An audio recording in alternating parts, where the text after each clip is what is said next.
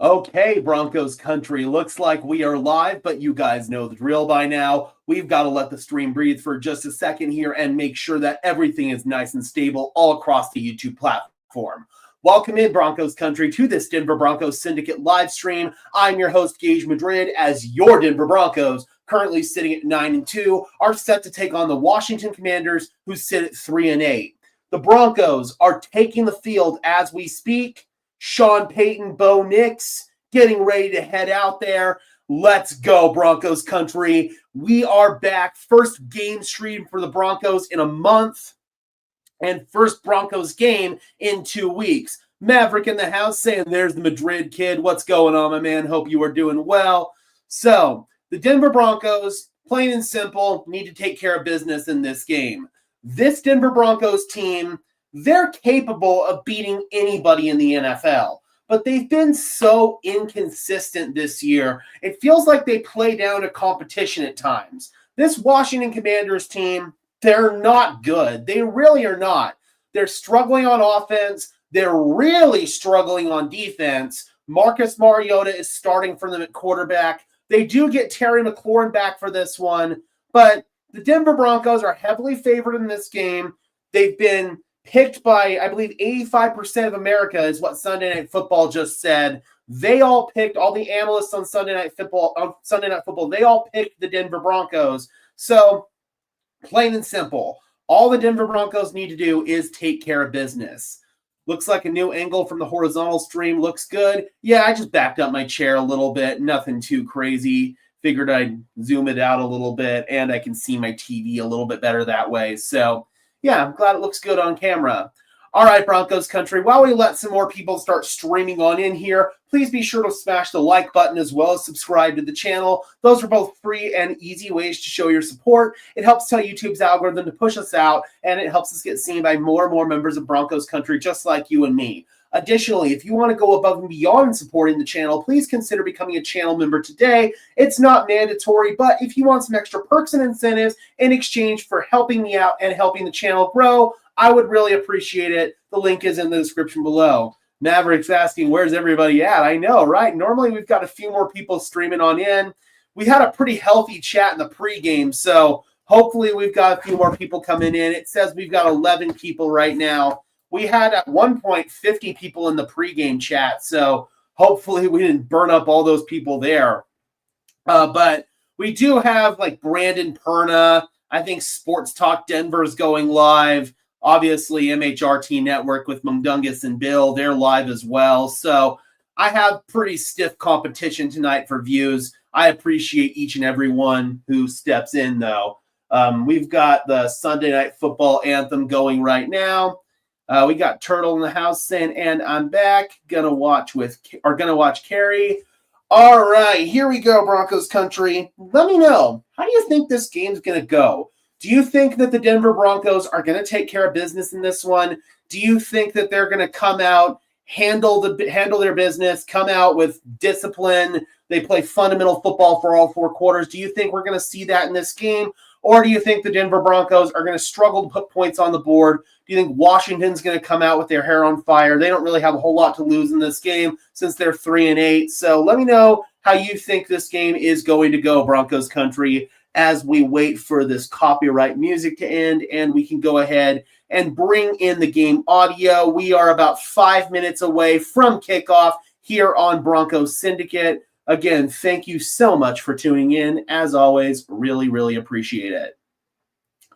Some struggle, but figure out faster than usual. Hope so, man. I honestly hope we don't see much struggle early on. I hope they come out with their foot on the gas and they stay rolling for all 4 quarters, but if they do come out with some struggle, like you said, hopefully they figure it out in a timely manner.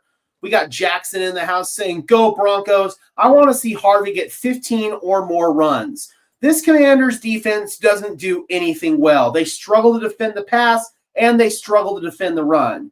There's no reason why this Broncos offense shouldn't roll in every single facet. Let's go! That Sunday Night Football theme hits different, man. Washington Commanders. The quarterback tonight, Marcus Mariota.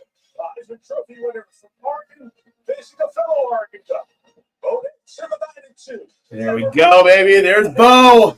All right, let's get it, Broncos country. That SNF intro, it just hits so different, man. Let's get it. The battle of the Oregon Duck quarterbacks. We got D-Rock in the house saying sub chat, saying hello to Maverick. Turtle says about a few seconds behind me. Yeah, there's going to be a little bit of lag, unfortunately. It is what it is. Sunday Night Football theme. Basically the theme of, I have school or work tomorrow. Yeah, for sure, man. Especially growing up. But let's go over a few keys to victory for this one. We already went over these in the pregame, and we went over these a little bit in the game preview that we put out yesterday. But we'll go ahead and do it one more time here. Stay healthy. No stupid penalties. Those are obvious. We can't deal with any of that if we have any hopes of winning this game. Be aware of crappy field, especially with this weather. Thankfully, it doesn't seem like the weather is going to be too much of a factor. The field seems dry. I don't think there's going to be any precipitation moving forward. So that is good, but you've got to be aware of these crappy field conditions at, I still call it FedEx Field. It's Northwest Stadium now. This stadium has claimed the life and limb of many NFL players. Take advantage of this bad Commanders defense. Try to establish the ground game and ride the hot hand at running back. If Sean Payton keeps swapping out his running backs, I don't think we're going to get into a consistent rhythm. J.K. Dobbins put a stop to the revolving door at running back, and unfortunately, he's injured for at least the rest of the regular season. Hopefully, Harvey gets into a rhythm, but if it's not him, Jaleel McLaughlin or even Tyler Bidet, if one of those guys get into a rhythm, I want them to ride the hot hand. At least Patrick isn't here for him to glaze over. Yeah, for sure. I'm wondering, is he going to glaze Marcus Mariota or is he going to glaze Bo Nix in this one? It would not be a Sunday Night Football game without at least some Chris Collinsworth glaze. There was some wind earlier. Yeah, I think there's still a little bit of wind down there, but it's not too bad. They've already played in wind once this year. That was against the Raiders. They struggled a little bit in that game offensively, but I don't think the wind played too much of a factor in those struggles. Denver just didn't really have their shit together in that game, if we're being perfectly honest. Kim says, hopefully Singleton and PS2 can make some plays. You fully expect PS2 to make plays, assuming they even target him. Him shutting down Terry McLaurin, or in some cases, Deebo Samuel, that's good enough for me in terms of Pat Surtain making his impact. Alex Singleton, I expect him to make some plays in the run game, but what I'm wondering is if we're going to see more Justin Sternad in this game. Justin Sternad has played some really good football. He played really well in tandem with Dre Greenlaw in that game against the Chiefs, so we'll see. Moss might be on Samuel. I think it's going to be a little bit different. Whenever Samuel is outside on the boundary, I think we're actually going to see Surtain on him, and then I think we're going to see Terry McLaurin get double-teamed with Riley Moss and Brandon Jones over the top. That's what they did with CeeDee Lamb and George Pickens in the Cowboys game, and it worked rather well until, of course, Pat Surtain went out of the game. That's what I think they're going to do.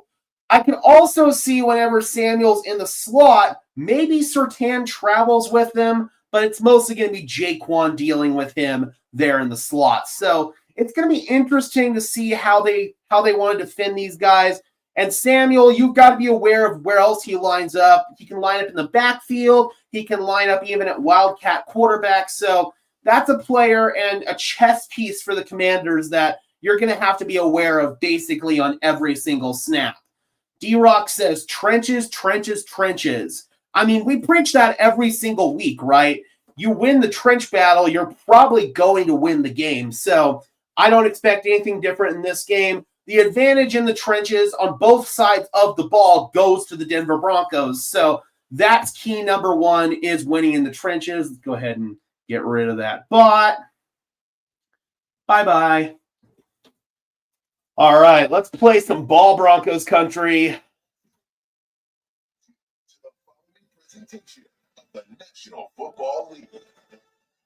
Let me know if the game audio is good, if I need to adjust anything.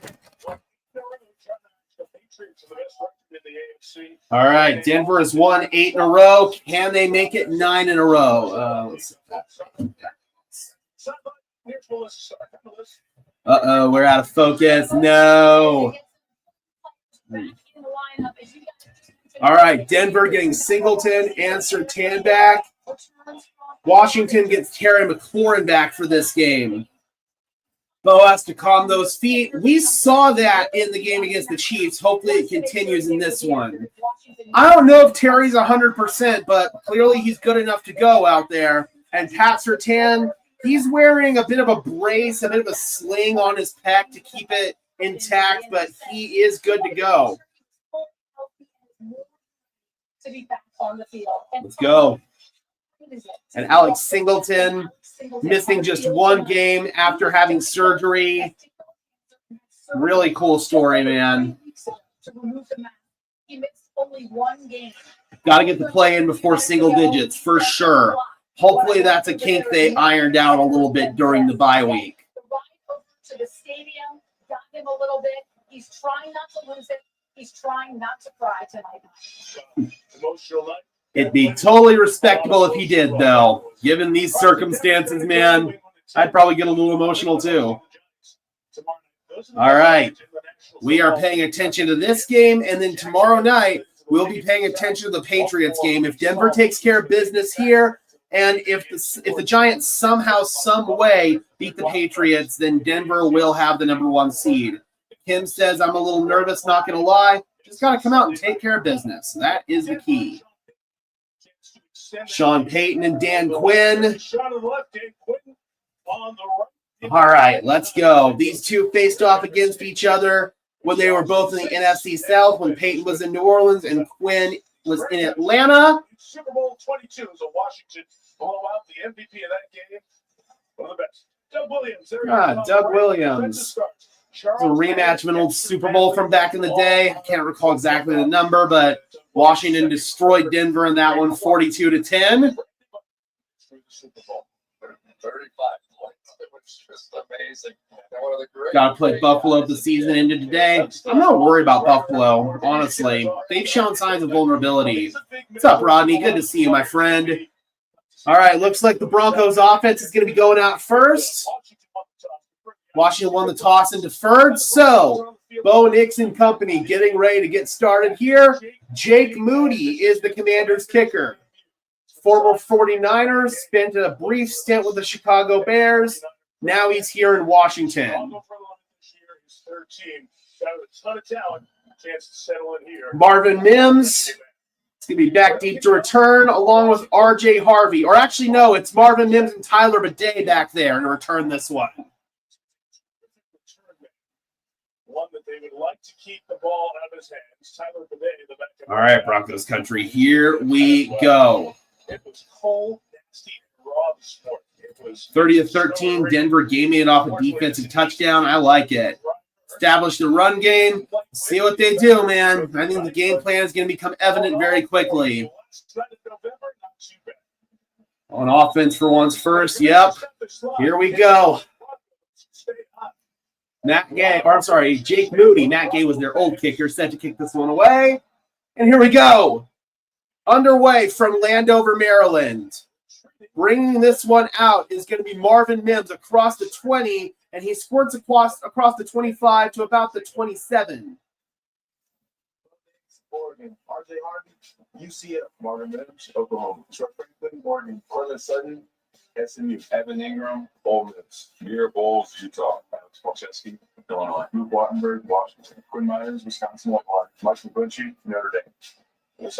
Quinn Miners still had his dreads in that picture or in that video. And Frank Crum is in. First snap of the game. He reports as eligible.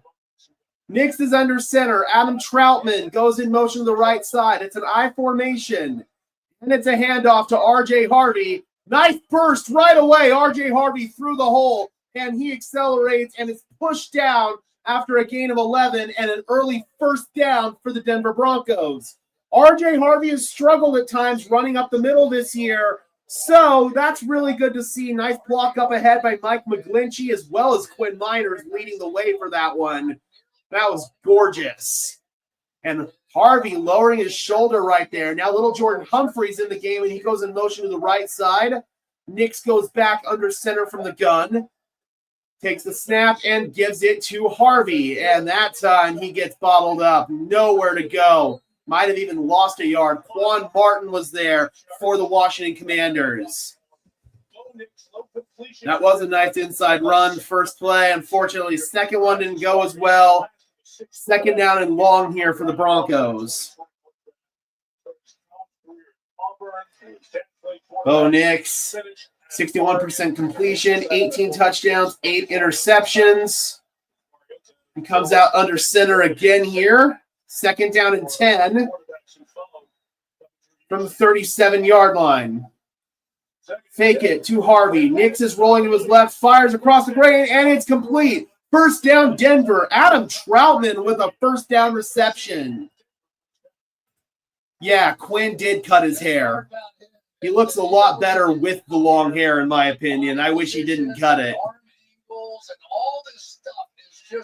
Yeah, moving across the grain right there and just threw it to Troutman on the rollout. Love it, love it, love it.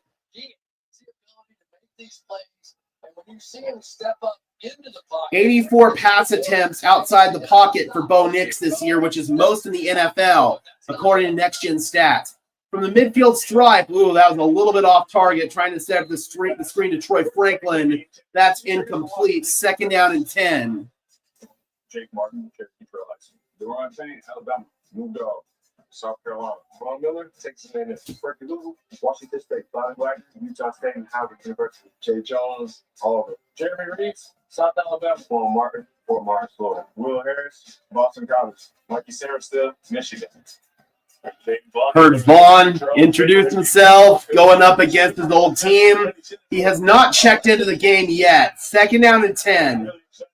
Nix takes his first gun snap of the game. He's in trouble here. He's got to roll out. Oh, this is looking erratic. Nix fires, and it's dropped. Dropped by Adam Troutman, and this promising-looking drive is in danger of stalling out here. That first play for Nix there, man, looking pretty erratic. Pressure came right there. Was that Jake Martin on that one? Yeah, it was. Jake Martin, the former Bronco and Cherokee High School out in Aurora. He went out there. He's a Denver native. Third down and 10. From the midfield stripe. Two receivers to the right. Nix taking the snap. Nix stepping up, comes underneath. It's Bidet, and Bidet's got the first down. Tackled down by Bobby Wagner, but not before he crossed the line to gain, and Denver able to move the chains. So we saw erratic Nix on his first throw. That time, able to get it just underneath right there to Tyler Bidet, and they move the chains. Inside run. Let's go pass block.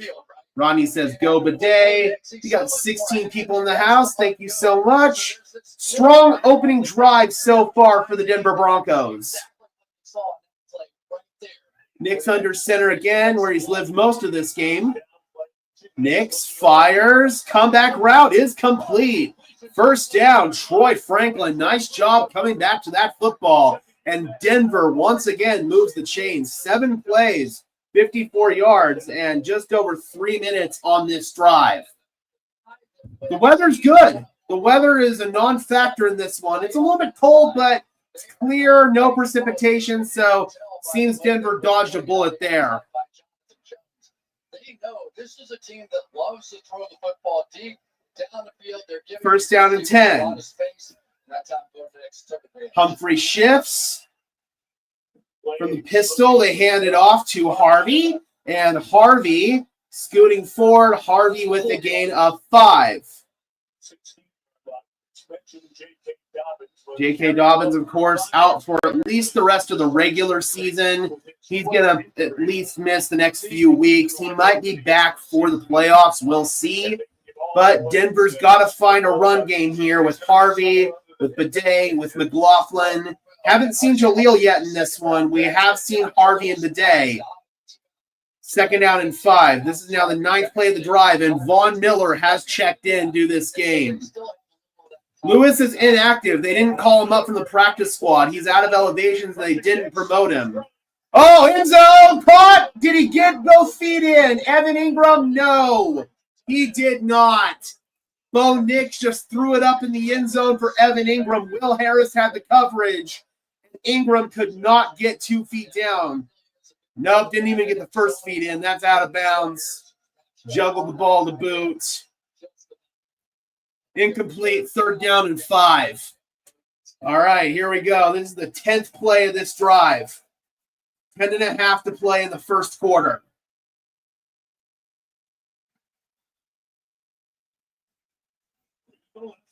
Nix fires. Incomplete. Off the chest of Pat Bryant. And Denver's going to have to make a decision here. I think you take the points. Yep, Sean says field goal. That's the right decision. You take the points. Calls over Bo Nix. Went right off of Bryant's chest. So here comes Will Lutz. Just signed a new 3-year contract extension with the Denver Broncos. So did Luke Wattenberg, as well as Malcolm Roach.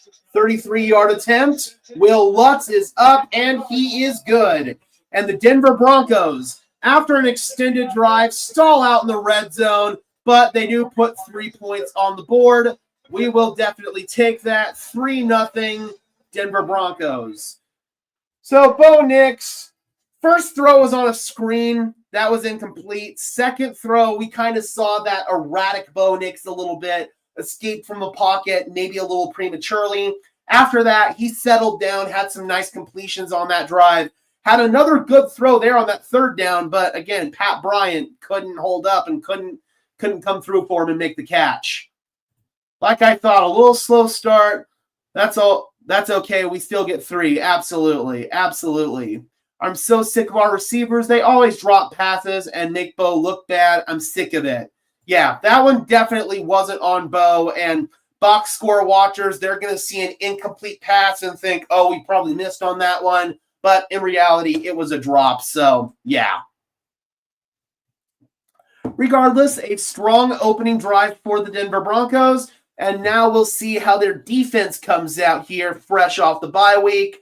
It was an efficient offensive operation. The play clock wasn't down to like 5 seconds when they were snapping the ball. They were getting the calls in on time. So in terms of the overall offensive operation, I thought that was sound, at least on the first drive. Hopefully we can keep it up and instead of settling for 3, turn some of these into touchdowns. Good job moving the ball. Don't really have a whole lot to complain about. All right, Broncos country, we got 14 people in the house. Thank you so much for tuning in. Be sure to smash that like button as well as subscribe to the channel. Those are both free and easy ways to show your support. Helps tell YouTube's algorithm to push us out, and it helps us get seen by more and more members of Broncos country just like you and me. Yeah, that was a good drive. That was a good drive, knocking off the rust. Exactly. I mean, this team hasn't played for 2 weeks. They've got to get that rust knocked off, and that was a good, effective drive right there. But again, though, we want to punch it into the end zone and try to convert some of these 3s into 7s. Good starting drive, says Roan. All right, we're just waiting for this commercial to come out, and we will see Marcus Mariota and this Commanders offense. Jaden Daniels still nursing a dislocated elbow. He's not quite ready to go. So Marcus Mariota is going to be starting his 6th game for the Washington Commanders. This Denver Broncos defense, they've been playing so well this season, but the one thing they haven't been able to get is turnovers. Will that change in this game? Hopefully Denver is able to take advantage of some bounces and stuff like that. Will Lutz set to kick off for the Broncos. 10:28 to play. Denver in the first quarter, and Denver leads 3-0. Time to show these Rebels what a fully operational Death Star can do. Here's Deebo Samuel on the return. Samuel tries to turn the corner. That was a bad decision. And Samuel is stopped at the 10. Excellent special teams play. J.L. Skinner on the tackle. It's at Terry McLaurin, D, Ohio State University. Debo Samuel, South Carolina. Jalen Lane, Virginia Tech. Zach Ertz, Stanford. Larry Tussle, Devontae University. Chris Paul, Tulsa. Tyler Gaddis, Amherst, Wisconsin. Sam Crosby, Texas. Josh Hyman Jr., Oregon. And we got a flag. I think they're going to make him re-kick. Oh, Denver with an illegal formation. So special teams penalties right out the gate for the Broncos. Come on, man. Seriously? Illegal formation? And of course, Washington's going to make him re-kick. So now Washington's going to get a lot better field position. Darren Rizzi's special teams unit has been really frustrating this year. Oh, man, that sucks. Washington was going to start at the 10-yard line, but Denver shot themselves in the foot. That's something we talked about, man. Denver cannot afford these self-inflicted wounds. If they have them, they are not going to win this game.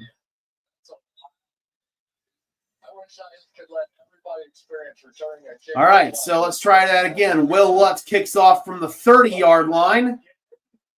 And this time it's fielded at the 5-yard line across the 20. And, ooh, nice tackle right there. Really nice tackle. Was that Reese Taylor? Yes, it was. Reese Taylor, brilliant tackle. And Washington will start now at the 20-yard line.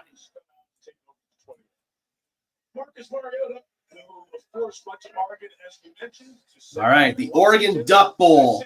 First offensive snap coming for the Commanders. We got Khalil in the house. Good to see you. Hope you're doing well. Denver comes out with 5 down linemen on this first snap. Pat Surtain right away. He's on Deebo Samuel. We kind of talked about this as a possibility. And they're going to hand this off to Chris Rodriguez. Nowhere to go. Stood up. Jonathan Cooper and John Franklin Myers were both there. And a strong start to this Broncos defense. Clock ticking, inside 10 minutes to play in this first quarter. 2nd down and 10 for the Commanders. Contain Chris Rodriguez and Ja'Cory Krosky-Merritt. Good opening snap right there. 2nd down and 10. Again, they come out with 5 down linemen. Surtain on Deebo again. Fires it to the outside, and that's complete to the backup tight end, John Bates. More of a blocker, but had some room in open space. Dre Greenlaw makes the tackle. 3rd down and short for the Commies. Punch the ball out. More undisciplined football. About par for the course for this team. Yeah, for sure. Got to get it cleaned up, though, man. And the fact that it wasn't cleaned up over the bye is frustrating. 3rd down and 3 for the Commanders from their own 28-yard line. 4 down linemen for Denver. Brandon Jones showing like he might blitz. They back out of it and rush 4. Fires underneath and completes right at the sticks. It's Deebo Samuel, and that'll move the chains for the Commanders. So Denver, they give up a 2nd down completion right there, and they give up a 3rd down completion to move the chains.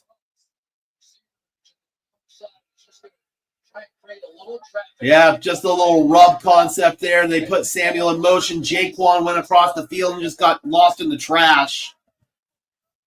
He is really, really great season on special teams. RPO, they dump it in the flat here to Zach Ertz, and Ertz tumbling for a gain of 5, popped out by Brandon Jones. So this Washington team's moving. John Franklin Myers, Stephen at Boston. Jonathan Cooper, Ohio State.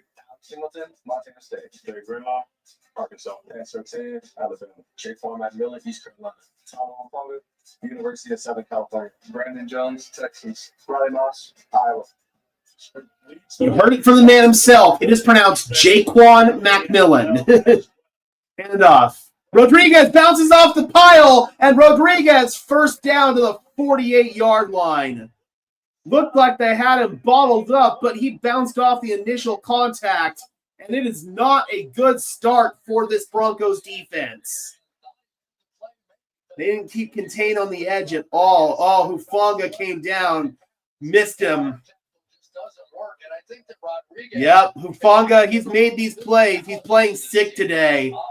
That time, though, went right through him. First down and 10 from the 48-yard line. Heavy formation to the right and handoff to Rodriguez. Been all Rodriguez so far, and he's bottled up after a short gain, maybe a yard or two. So Washington now behind the chains. We have not seen Ja'Cory Krosky-Merritt yet, my guy from the Shrine Bowl. Yeah, it's Marcus Mariota, Julian. Second down and 9 from the 49. Picked up one on that last run. Mariota, quick throw. He's got another completion to Zach Ertz, and Ertz, he'll get about 6 yards there, bringing up a third down and 3 for this Broncos defense. Rodney says we need a sack. 6.5 to play in this first quarter. Get the ball to his playmaker's hands, and he's consistently been down in this third and fourth kind of territory. Now they're all over the place. Ooh, Commanders looking discombobulated here on this third down and 4. Denver showing pressure. Singleton's walked up to the line. They do. Oh, they bring 4. They back out of the pressure. Mariota going deep, and he overthrew everybody, but there's going to be a flag in the secondary. Near the 30-yard line. Looks like Surtain's going to be the one flagged on this one. Land Clark is our referee. Yeah, illegal contact on Surtain. Penalties, penalties, penalties, and this has not been a good opening series for this defense. Yep. Grabs McLaurin beyond the 5 yards where it's allowed. Pretty easy call right there. That's frustrating. That Chargers running back Vidal is special. He is fast. Yep, scored a touchdown against the Broncos last year. First and 10. Mariota setting up a screen for Zach Ertz, and Ertz tumbling forward for a gain of a couple. Nick Bonito making the tackle. Hufanga was there as well. Let's talk about a few key matchups in this game. Laramie Tunsil plays left tackle. First down and 10 for the Commanders. He'll be either against Jonathan Cooper or Nick Bonito. Two of the best. Again, not a great start here for the defense, but they always do well in the red zone. They're not quite there yet. From the Denver 38, 2nd and 7 on this play. Actually, it's going to be a tackle by Talanoa Hufanga. They handed it off to Deebo Samuel in the backfield. Hufanga says, Tackled him right at the line of scrimmage, bringing up a third down and 7. He does, man. He plays with his hair on fire. Yeah, that was a legit call, unfortunately. Third down and 8. Can this Denver defense get off the field? Looks like man coverage for the Broncos. Samuel motion. Jaquan McMillan's on him. Third down and 8. Mariota is going deep against Riley Moss. It's incomplete. No flag. Looking for Jalen Lane. Excellent coverage by Moss on that play. So they knew Riley Moss was the matchup they wanted to test. That time, he held up really, really well. Fourth down. Washington is going to have to settle for a field goal try. Denver clamps him up. Not quite in the red zone, but close enough to it. Excellent play by Riley Moss. Excellent play. Oh, they're going to punt it. So they forego a long field goal try, and they're going to punt and try to pin Denver back deep with Tress Way. And Way, fair catch signaled for by Mims at the 10-yard line. Looked like he hopped up. Hopefully he didn't injure his foot or something there. Great coverage by Riley Moss. So defense, they bent, but they didn't break. Washington was kind of moving the ball downfield with some of these RPOs, these dump-offs. Denver wasn't rallying and tackling well, but they held up right there. Again, excellent job by Riley Moss, and they get a big-time stop. They do have the ball deep in their own territory. Let's see if they can go on a long 90-yard drive and get this one in the end zone. They've got a golden opportunity right here. If they can score a touchdown in this drive, they might be able to put this game away, and Washington might not be able to get anything going moving forward. We need to let McLaughlin get some reps in. We'll see what Sean wants to do. We didn't see McLaughlin on that last drive. It was all Tyler Bidet and RJ Harvey, so we'll see what Sean's thought process is here moving forward. Roan says Washington doesn't trust Moody. I mean, based on his career sample size, that's probably the right decision to not trust him. But still, you've got an opportunity to at least tie Denver right there, because now Denver can go downfield and take a 2-score lead, and Washington might not be able to get back in this game. We'll see, but Denver's got to be disciplined, and they've got to have their drives end in touchdowns as opposed to field goals. Denver stalled out in the red zone on their first possession. After moving the ball really well, they chewed a lot of time off the clock, but you've got to find a way to get the ball into the end zone. So that's going to be priority number 1 for the Broncos on this drive. Of course, you got to get off your own 10-yard line, get that first down, and then you can start rolling. I'm hoping we see a little bit more up-tempo from the Denver Broncos. Maybe some muddle huddles. It doesn't have to be full-blown no huddle, but you get up to the line, do kind of that half-assed huddle, and then you get up to the line and you run the clock down and execute the play. It limits what Washington can do defensively. It limits their ability to substitute. So that's what I would like to see Denver do here on this possession. We're about to be back in just a second. Wait for the last couple seconds of this commercial. Aerial shot of Northwest Stadium in Landover, Maryland, about 15 miles or so east of Washington, D.C. I want an RJ 100-yard game. That would be nice. That would be nice. And that means that they rode the hot hand and stuck with one rusher. All right, first down and 10. Looks like Denver in a heavy formation here to the left side. Fake the handoff. Nix rolling to his right. Nix looking. Nix pumping. And Nix just has to throw it in the ground. Second down and 10. So they've tried rolling Bo Nix to the right a couple of times, and both times he doesn't like what he sees and throws it at the ground. Imagine if RJ Harvey broke out a 67-yard rushing touchdown. That'd be huge.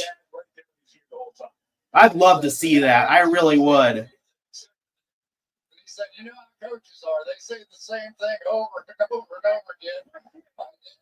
John does it, so you understand. Second and 10 from the 11-yard line.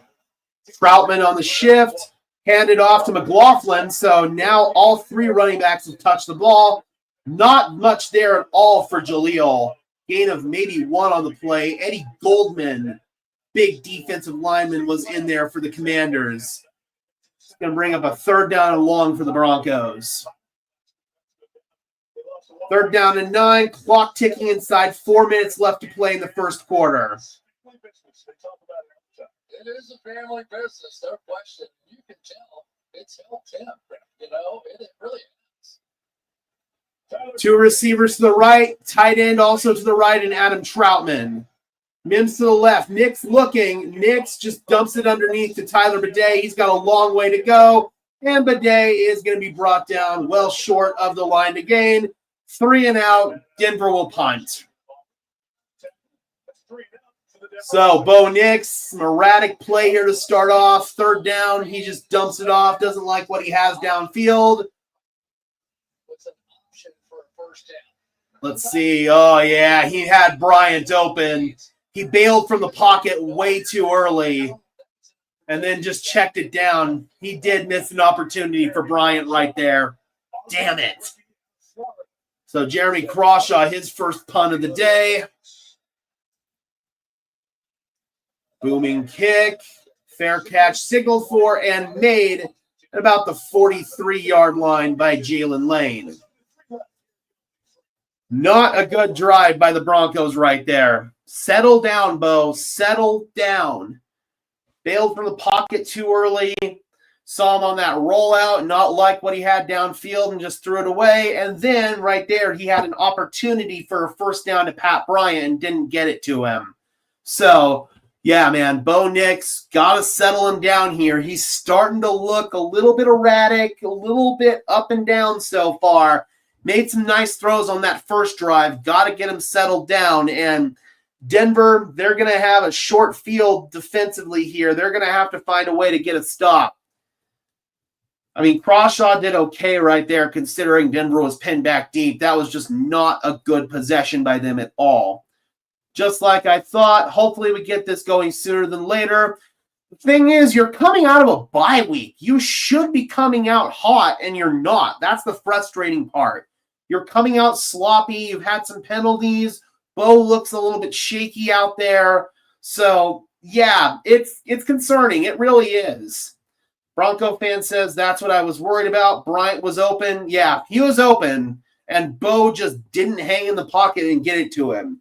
He had an opportunity. If he just hangs in there for a second, the run game frustrates me. Yeah, we saw Jaleel with an ineffective run on that drive. It just was not good. Denver's got to find a way to get into a rhythm and fast. And like I said, the fact that they aren't finding a way to get into a rhythm coming out of a bye is frustrating. Bo missed Troutman on first down, then Pat on third down. Yeah, he's been erratic to start this game. No question about it. Singleton moving around like he's 90 years old again. Hey, man, Singleton, the fact that he's even in there right now is incredible. I would like to see more Justin Sternod on obvious passing downs, but we'll see how the Broncos want to approach it. The Broncos can't play like this, especially in the playoff atmosphere. This is a game that you were expected to come out rolling immediately, and the fact that they're not doing it, it is concerning. Hopefully they can get their stuff together and fast.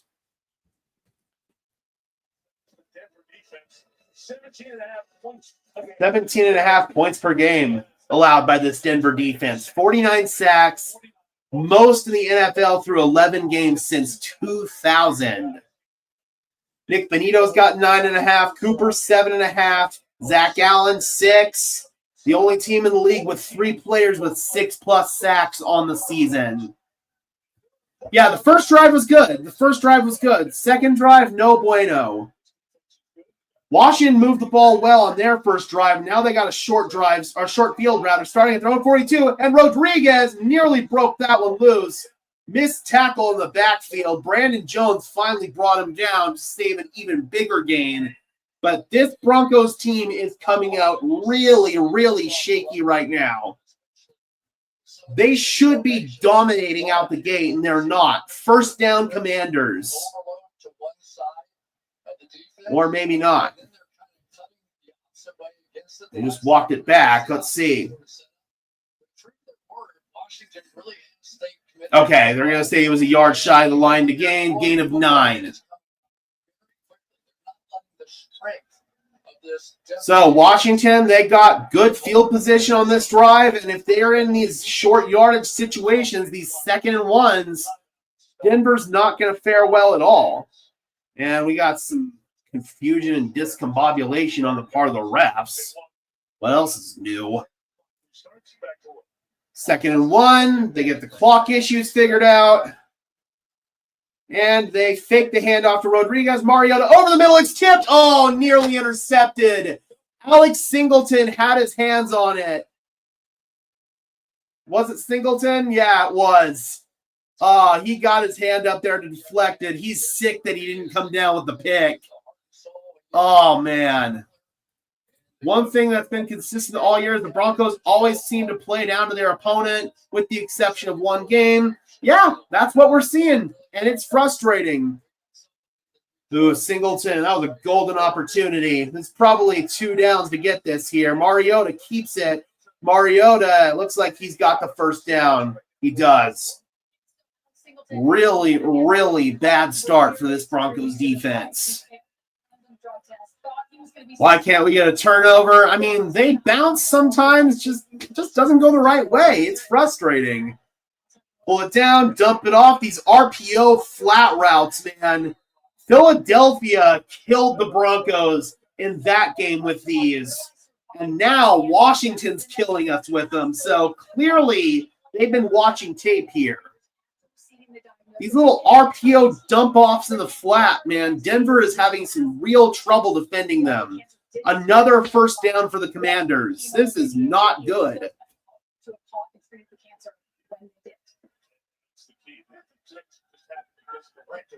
Hard count by Mariota. First down and 10 from the Commanders from the Denver 36.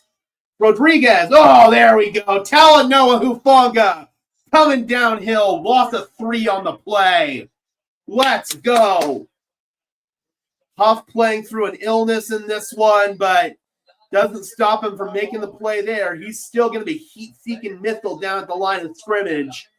And he's got the TFL on that play. Just shoots the gap and brings down Chris Rodriguez. Excellent play by Huff. Second out and 12 for the Commanders, backed up to their 38.5-yard line. Probably going to be the last play of the first quarter. Mariota fires over the middle. Denver says incomplete. Refs say incomplete as well. Tried to get it over to Zach Ertz. The pass was a little bit inaccurate, and Denver's got a third down and 12. They can get another stop here. That would be huge. There's Cliff Kingsbury, Commanders offensive coordinator, former Cardinals head coach, and head coach at Texas Tech. Big third down and 12.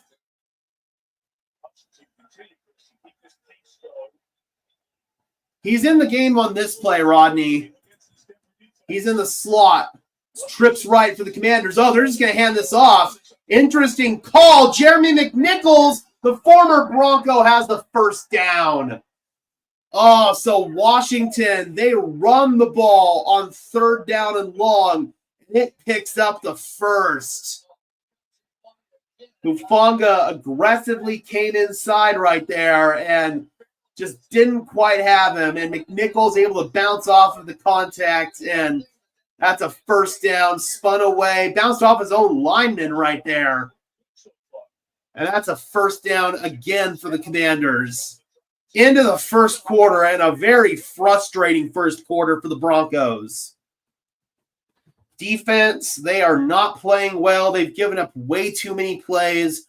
Bo Nix looks a little bit shaky. The run game looks shaky. Denver does lead 3-0, but you are giving up way too many of these plays to the Commanders. The tackling has not been good. So, yeah, man, this is not how you want the Broncos to look coming out of a bye week. The fact that they're so undisciplined. Sean Payton, he let the Broncos leave town. He let them take that week off.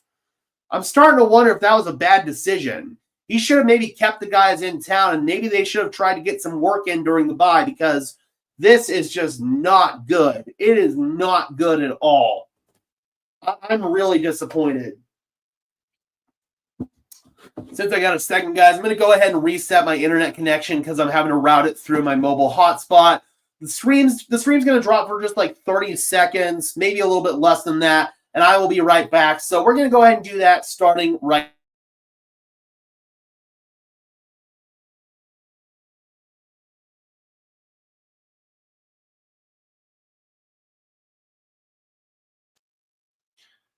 All right, as promised, we are back. Bronco fan says pathetic tackling.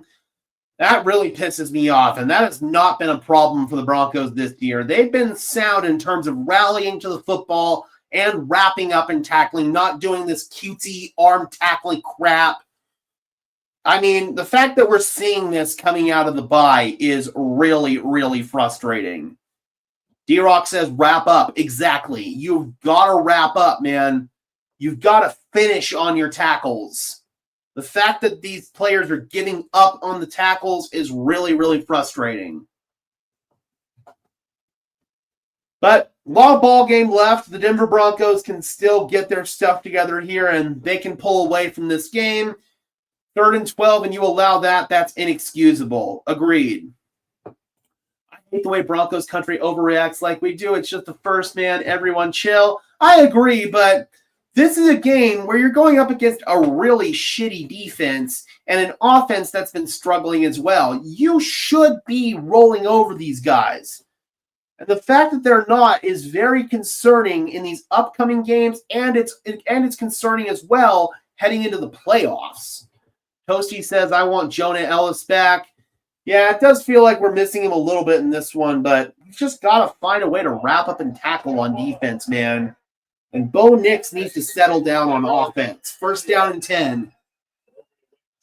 From the Denver 23, first play of the second quarter is a handoff to Rodriguez, dancing to the 19-yard line. We have not seen Ja'Cory Crosby-Merritt for the Commanders in this one. It's been all Chris Rodriguez.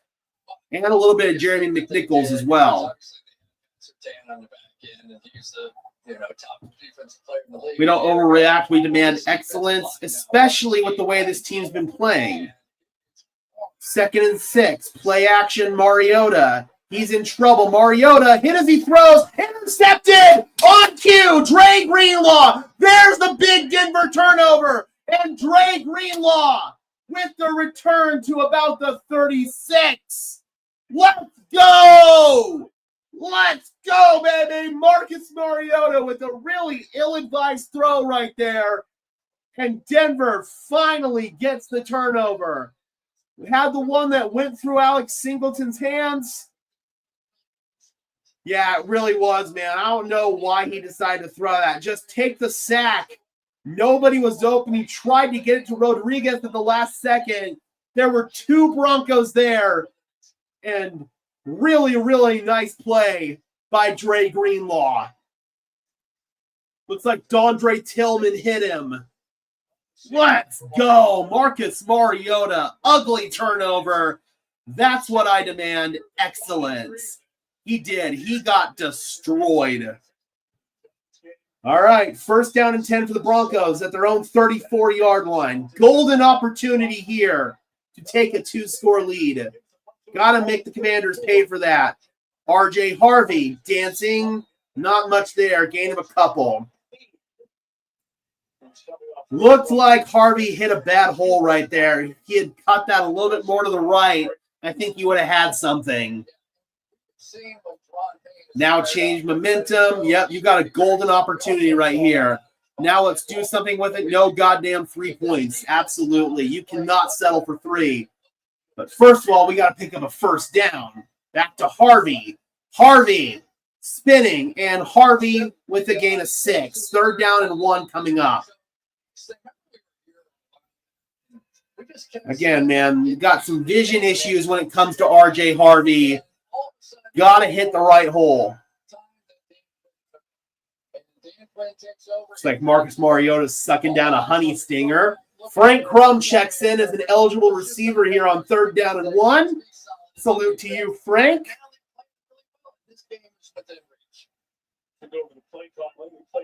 I imagine a quarterback sneak or something of that nature is coming here.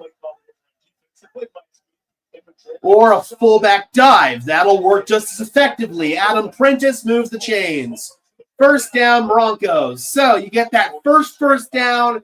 Now it feels like you've got something cooking on this drive.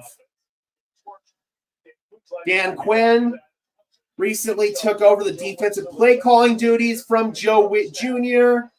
Commanders' defense has played better, but they're depleted in terms of talent on defense. They've got a lot of aging players. Doesn't matter who the chef is. When you're buying expired ingredients from the dollar store, you're not going to make a gourmet meal. Pull it out and dump it, and Ingram drops it. Come on, Evan. That was an RPO right there, and Evan Ingram just dropped the ball. Come on, dude. He had wide open space ahead of him. Come on, Evan. Really? Ugh, dude. 2nd and 10. Nix. He's going to run, and Bo Nix slides. Bobby Wagner tackles him as he slid. Going to bring up a 3rd down and medium for the Broncos. Yeah, Ingram has not been good. Some of it's been other factors, not his fault, but a large part of it has been his fault. Shake it off, next play. Got a big 3rd down and 5 here. We'll see if Denver's maybe thinking 2 plays to pick up this 1st down. Condensed formation here. 2 receivers on each side in a bunch. Nix over the middle, complete. And Franklin, they're going to say, I think he was down short. Yeah, they're going to call him down by contact. It's going to be 4th down and about 1.5. And Sean Payton's already sending in a play call. He's going for it.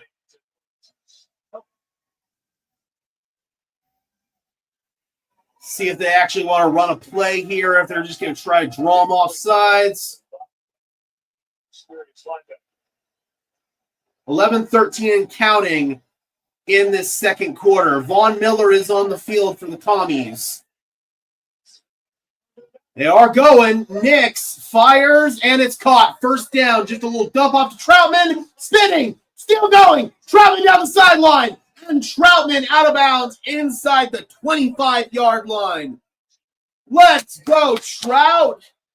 A player who I've been very critical of here in Denver, but really nice job right there. Bluffing on his block, just getting lost on the drag route.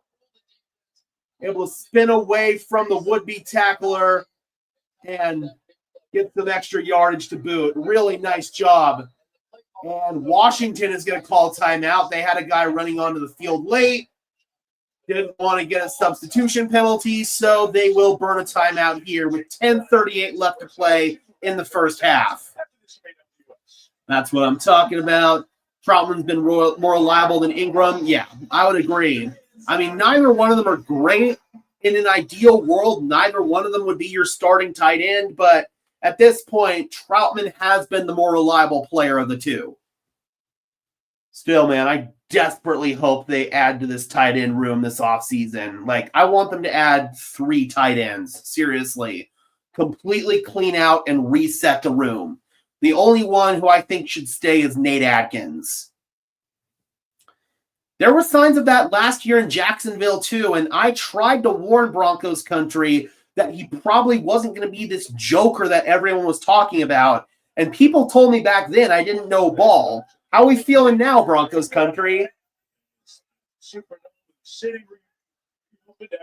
Under center, handoff. Harvey bounces off the contact, and Harvey, oh, man, just short little gains, man. Short little squirts. Call it a gain of 3 there. This run game, it feels constipated. It really does. That was the most dynamic play I've seen from Troutman. Yeah, that's up there. That might be his best game or his best play as a Bronco.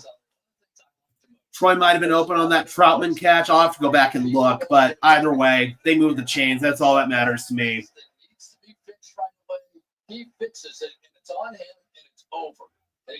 10 minutes and counting in the 2nd quarter. Nix. He's going to come underneath. Harvey's got some green grass ahead of him. And Harvey tumbling forward and lowering his shoulder into Jeremy Reeves for the 1st down.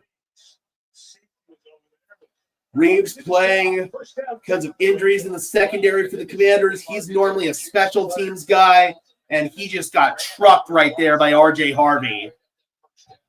1st and 10 for Denver. They're rolling at the 12.5-yard line. 3 receivers and a bunch to the right. And that one's going to be a loss. Mike McGlinchey got blown up off the line by Daron Payne. Lost on the play. We talked about Daron Payne a little bit earlier. He's one of those game wreckers that the Commanders have, especially when he gets into a rhythm. Oh, yeah, McGlinchey stood no chance on that one. Payne sliced into him before he even had a chance to get leverage.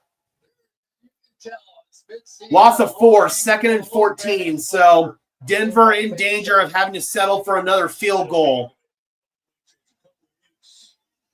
They're going to run it with McLaughlin. Jaleel, nice patient run. And Jaleel will get it up to about the 10-yard line, bringing up a 3rd down and long for this Broncos offense. You have to think maybe you've got 4 downs to get this. So try to get this to like a 4th and 4, something like that. And then you think about maybe going for it. I'd really, really hate to have to settle for a field goal here. So maybe you're thinking 2 downs to get this if you're Sean Payton. Yeah, we cannot settle for a field goal down here, man. We've got to get into the end zone. 3rd down and 8. Nix stands in the pocket. Now Nix is in trouble. Nix gets away from the sack, and Nix, ooh, that ball's out. Is that, ooh. They're going to say incomplete pass. That ball came out. Either way, Quinn Miners jumped on it. Nix wants a penalty for, like, hands to the face or something like that. Nix is barking at the ref. But Denver is going to have to settle for the field goal as they stall out. Frankie Luvu, Nix threw it, and it hit Luvu's forearm. Yeah, that's a forward pass. Oh, dude, Luvu did hit Nix in the head. That's a penalty. Yo, that's roughing the passer. He went to the head. I guarantee you, if that's Patrick Mahomes, that's a friggin' penalty, bro. That's bull. Field goal. Will Lutz, good. That's bull. Absolute bull. I guarantee it. If that was Patrick Mahomes, that would be a penalty. Come on, bro. That was helmet to helmet. That was serious helmet to helmet, bro. Absolute bull crap. So Denver stalls out. Bo Nix, kind of an erratic play right there, but still, man, that should have been a penalty. That's frustrating. That's frustrating on the part of the Broncos, and it's frustrating on the part of the refs. Denver comes out. They settle for another friggin' field goal. 6-0, and it's still a 1-score game, and Washington can take the lead with the touchdown. You had a golden opportunity right there and squandered it. Good job. Good friggin' job, man. Oh, this team is so frustrating to watch sometimes, man. I don't know what game they would have flexed in because all of the big networks would have kept the good games. This was one that they just kind of had to ride out with. Oh, yeah, bro. That's helmet to helmet all day long. Luvo lowered the crown of his helmet into Bo's face mask. The fact that that's not a penalty is ridiculous. Absolutely ridiculous. And again, if that were Patrick Mahomes, if that were Josh Allen, if that were anybody else, that would have been a penalty. But nope. Referee biased against the Broncos again. Terrible. Absolutely terrible. God, man. Yeah, the more I watch it, the more blatant it is. That is seriously roughing the passer. Like, come on. But Bo Nix does need to be better, man. He has struggled a little bit in this game. He's looked a little bit erratic. Has made some nice throws, too. Had a couple of nice runs, but he's got to be better in this one as well. Yeah. But if we're the NFL's golden boys, can we get a pick six? Yeah, that'd be nice. Some sort of ball don't lie movement would be nice or some sort of ball don't lie play. That would be nice because this is bull crap. Absolute bull crap. I don't know. And it's concerning because if he's playing like that against what is statistically the worst passing defense in the NFL, I don't know how he's going to fare against better opponents moving forward. And it does impact how the players go about today. You'll hear that from Michael Jordan. I feel like if we're going to dominate this game, we need a touchdown in the second quarter, just one touchdown in the first half. Something, anything. But first, we got to get a stop on defense as Deebo Samuel returns it to the 30-yard line. Run the ball and throw it quickly. Look at it. 1.65 seconds. You can barely catch it and throw it any faster than that. I mean, we have no way of knowing, but the fact that they're coming out so undisciplined and unprepared is frustrating. If he plays like this, we'll lose. If the whole team plays like this, we might be in danger of losing.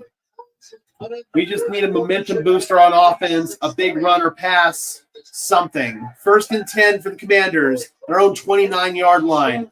And now Ja'Cory Krosky-Merritt checks in. The budding star for the Commanders. Haven't seen any action in this game, but really like this guy. Saw him at the Shrine Bowl. He's got burst, explosiveness. He's a physical runner as well. He's rushed for over 500 yards this season, which leads the Commanders. Really, really like this guy.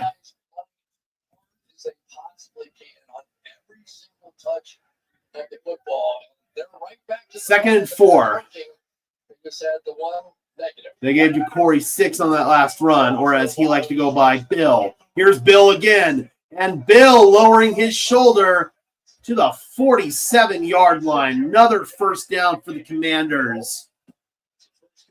Denver's defense has got to be better, man. I say that as they haven't given up a point so far, but they are getting gashed. Fake it. In trouble. Oh, Nick Bonito had him wrapped up. He tried to dump it at the last second to his tight end, Bates. And, yeah, that's going to be a loss on the play. There's a backwards pass to Bates, and that's going to be a loss. Bonito, that was nearly an instant sack. Going up against Larry Tunsil. Oh, no, he was going against the tight end there.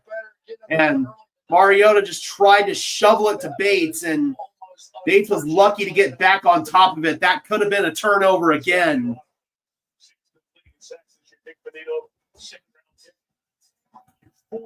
It does feel that way, Rodney. Hopefully they prove us wrong here. 2nd and 17. Fires underneath. Caught Samuel. Nice job by Jaquan McMillan wrapping him up. And Debo picks up a chunk of it, but it's still going to be a 3rd down and long for Washington. Under 6 minutes to play until halftime. It's been a fast-moving first half overall. It's 3rd down and 12. Can Denver get off the field? Looks like they're only going to rush 3 here. They're going to drop 8 in the coverage. Mariota looking. He's going to run. Mariota's got the 1st down. How do you break contain, dude? Dude, how do you break contain on that?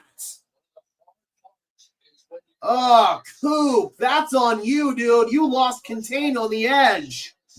That is totally on Cooper. I don't know if that was a design stunt or what, but either way, they completely lost contain on the edge.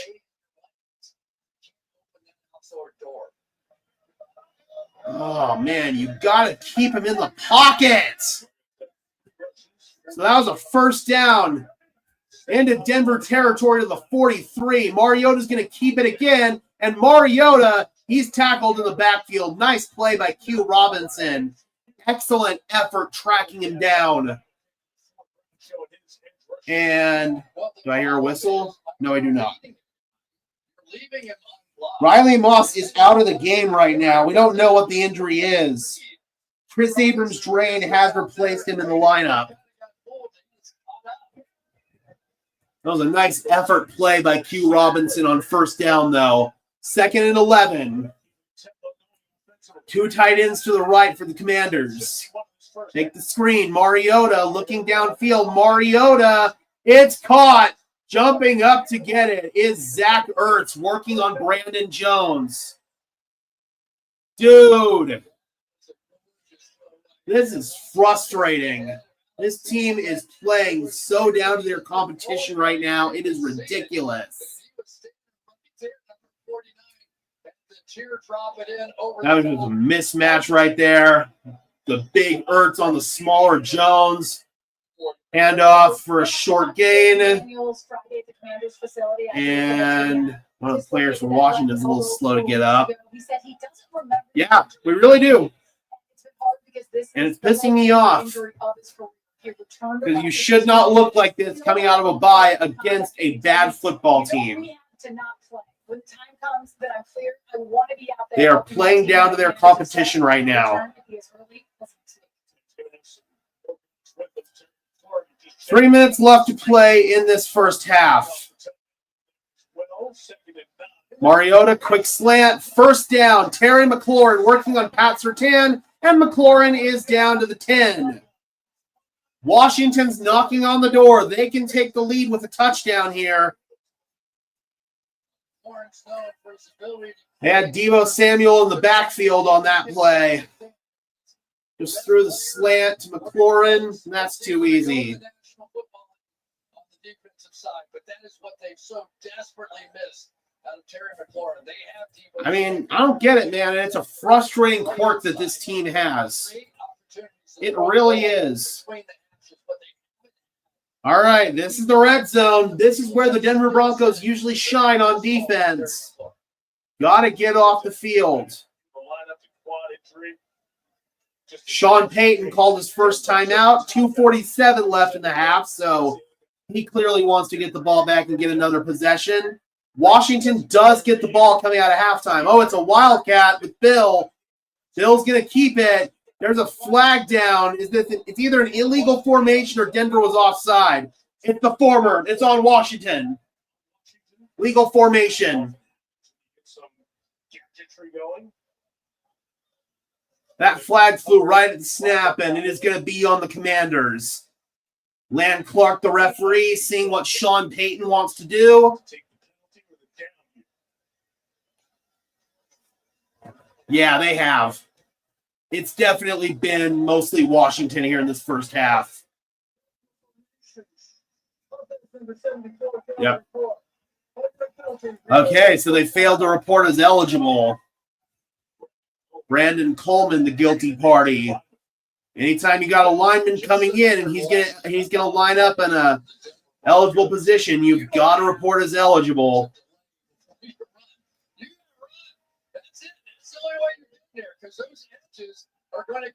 Did Denver take the penalty or did they decline it?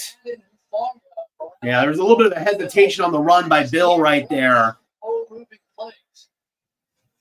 You know, and I remember 49ers fans were warning us about that, but he's been so incredible, I can't really get mad about it. Okay, so they did take the penalty. Denver's taking another timeout. They've got one left. The clock is stopped. 2:42. First and 15 for the Commanders at the 16. So they can get a first down without getting the touchdown. Mariota, nowhere to go. They tried the quarterback draw, and Zach Allen completely levels him. Commanders' offensive line doesn't like it, but Zach Allen, Mariota just ran right into him. Uh-oh. We got some extracurriculars. Easy play there, trying to keep up with everything going on at the field. No penalties. Sounded like there was some extracurricular activity after the play. Oh, we got a flag. It's usually the second guy that they get. We'll see who this is on. This could be an automatic first down for the Commanders if this is on Denver.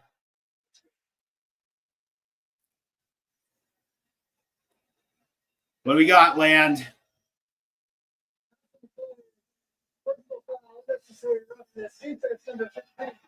Benito. Automatic first down, Commanders. So he comes in. Here's the replay of it. And he tries to pull Biotish out of the pile. Come on, man. Thank you so much. Really appreciate that, Black Lightning. That is awesome. Thank you so much for the $2. Love the live. Thank you. Oh, man, that's frustrating. And you just gifted them an automatic first down. Came in and tried to rip Tyler Biotish, the Commanders center, out of the pile. Just can't do it, man. You just cannot do that. First down and goal. These Denver penalties are shooting them in the foot. Right up the gut, Rodriguez. Touchdown, Washington. That's disgusting. That is absolutely disgusting. Right up the gut. Freaking horrible penalty on Benito. This defense is undisciplined. This team is playing like garbage coming out of the bye. Absolute garbage. Absolute garbage, man. This is exactly what Dan Quinn wanted to accomplish. Here's Jake Moody for the extra point. Be good for one of his trademark misses right about now. Nope, right down the pipe. 7-6. Washington takes the lead. You got a 2nd and 15 from the 16, and you give up that crap. Seriously. Pathetic. Absolutely pathetic. Might be one of those games. There's still a lot of time left, but this is not looking good. This team wants to be in the Super Bowl, my ass. Again, undisciplined football team. Sean Payton does not know how to keep his players accountable for anything. I agree. The lack of discipline week in and week out on this football team is ridiculous. There are a lot of other coaches that wouldn't stand for this. Like, guys who commit these penalties would be benched or off the team. The fact that the Broncos continue to stand for this over and over and over again, horrible. Home field is a real thing. Both teams off a bye. This team is committing stupid penalties, and that's the most frustrating thing. You're coming off a bye, and you look so bad. Let's go Niners. That man says, this team is not disciplined, and even Kay Adams pointed it out. I mean, it's just so apparent each and every week. And it's a surprise because Sean Payton is an old-school coach coming from the Bill Parcells tree. I'm surprised he stands for this each and every single week. Yeah, it seems Riley is hurt. I need to check on that and see what the injury might be. Let's see if the Broncos have reported anything yet. The Broncos haven't reported anything official on Riley Moss yet, but it was Chris Abrams' drain in on that last drive, so that's something to keep an eye on, but my God, man. I don't know. I really don't know the answer to that. The lack of frustration is frustrating. Super Bowl, wait, make the playoffs. I get it. I mean, they technically haven't punched their ticket yet, but it would take an epic collapse for this team to not make the playoffs. But the way they're playing, they are in serious danger of going one and done in the playoffs, which we obviously don't want. I mean, on paper, this is statistically the worst defense in the NFL in terms of pass and rushing. And Denver is playing down to their competition. There's no definition for power in a little bit. But at some point, football common sense has to take over. You have, as Chris said, you have to have more than one person for a pile. And it's illegal to pull a player off. I do think Sean wants to be aggressive, so I understand the penalties. The 2015 Seahawks did lead the league in penalties the year of the Super Bowl. Yeah, I get it, but still. You put yourself in these bad situations way too often, and that one cost you. That one cost you at least 4 points. You're going to be defining piles of plural now. I mean, there's no such thing as an easy game in the NFL, but Denver is certainly not making it easier on themselves as the return by Bidet. 2:14, one timeout, and the 2-minute warning to work with. I mean, no matter what, Benito can't do that. I don't care if it's offsetting penalty or a penalty on the Broncos. It shouldn't. You shouldn't be in that situation. You should not be in that situation. Shooting yourself in the foot. Yes, Justin Herbert is having to have surgery on his non-throwing hand. We don't know if he's going to miss any time yet. Jim Harbaugh says they're going to see how the week goes after he has the surgery. Nick's a little shaky. 7 for 14, 82 yards. He comes underneath right there and has a completion to Harvey. Nice effort by Harvey. He's going to get 7 yards. They're not going to get another playoff before the 2-minute warning. So this is the 2-minute warning with the Broncos trailing 6-7. Bad. Just really, really bad on both sides of the ball. Way too shaky from Bo Nix. The run game hasn't been good. The defense has been shooting themselves in the foot with penalties. They've been getting exploited on RPOs. They've had some missed tackles. It's just been a cacophony of bullcrap in this game so far. That personal foul was BS. At the end of the day, you just can't put yourself in that situation. You can't rip a guy off the pile like that. Score a touchdown and make me believe again. They got to get something going on this drive. Washington gets the ball coming out of halftime, and they might have a chance to pull away in this game if Denver doesn't get a score here. Not good. If the defense is having an off night and our offense is absent, we will lose. Yeah, they've got to get it corrected and fast. If they don't, they are in serious danger. Give Bo easy plays, baby, nice and easy. He's left some easy plays on the field in this one. Bo has been really up and down, and it's kind of been more down in this one. A lot of low-scoring games today. The fact that you're going up against such a bad defense and you can't move the ball, that's probably my biggest takeaway from this game.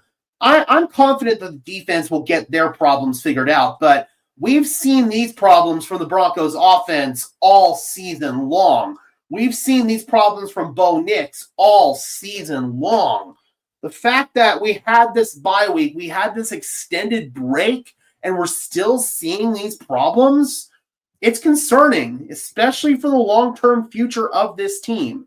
It is really, really concerning. I'm going to go ahead and do a quick connection reset here since I have a second to do so. I don't want the stream to drop during the halftime, so I'm going to go ahead and disconnect for just about 10, 15 seconds, and we'll be right back, guys. I'm going to do that right now.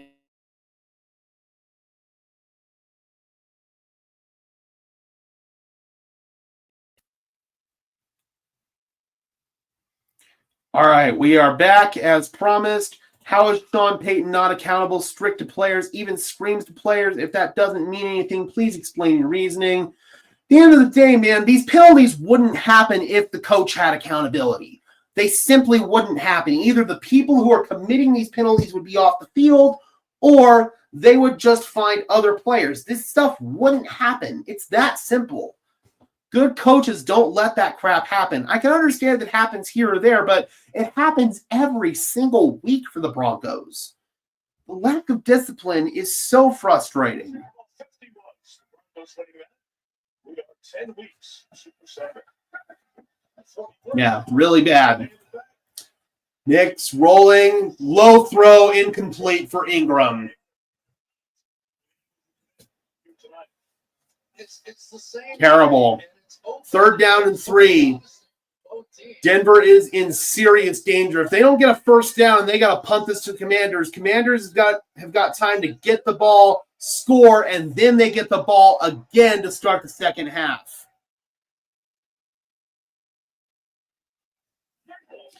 That was a low throw. I'm putting that one more on Bo.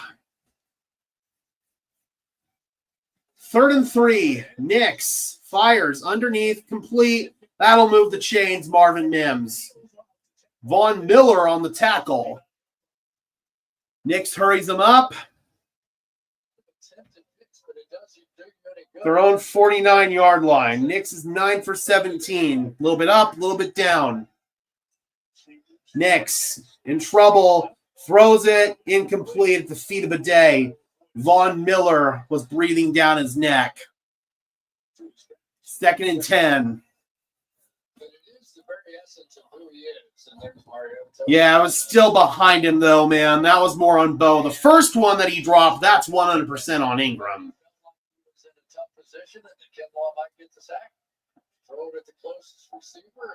I agree, BK. I agree. This is one of, if not the worst passing defense in the NFL, and Bo's not producing. It's really concerning. Fires over the middle, completes underneath to Ingram. Ingram that time makes the catch and tumbles forward for a first down. Gotta go. Gotta go. Gotta go. Gotta go. He should have, but the throw should have been on target as well. It can go both ways. 1st and 10. Regardless, they both make up for it with a connection there. Fires, slant, first down, Cortland Sutton down to the 25. All right, now we're getting into tempo here.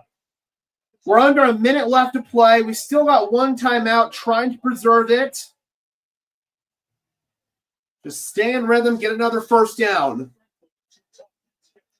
Nix fires, comes underneath, it's complete. Ingram tumbling forward, gain of 8 to the 39, and now Sean will spin that timeout. All right, they're moving, they're going. It's been a good drive so far, but we've got to cash in and get a touchdown. Washington gets the ball coming out of halftime, so we've got to get a touchdown. Bo looking a little bit more comfortable during this 2-minute period as well, which is good to see. Standing in, making the throws that he needs to make. Got to cash in. Denver's out of timeouts, 39 seconds, so you've got to be aware of the clock as well.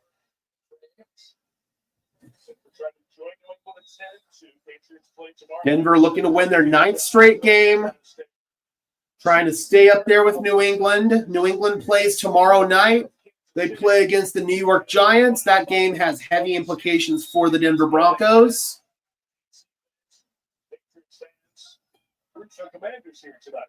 Second down and 3. 3 receivers in a bunch formation at the top of the screen. Got to be careful here. Nix outside, complete. Ingram. So he's made a couple of catches since that drop. And that's going to bring up a first down out of bounds, stopping the clock at 34 seconds. This has been a strong drive for Bo Nix. Got to find a way to cash in, though. Got to be smart. You got a field goal in your back pocket, but you're thinking a touchdown here. First down and 10 for Denver at the Commanders' 11. They can get a first down without getting a touchdown. He comes underneath to Bidet, and Bidet is out of bounds right at the line of scrimmage. He gets popped out of bounds. The Denver fans in the crowd don't like it. They want a penalty for the late hit.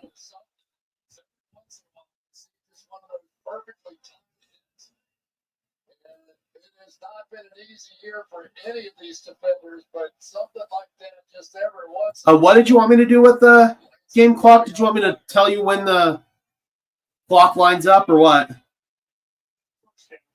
All right, 2nd and 10. Denver with 28 seconds.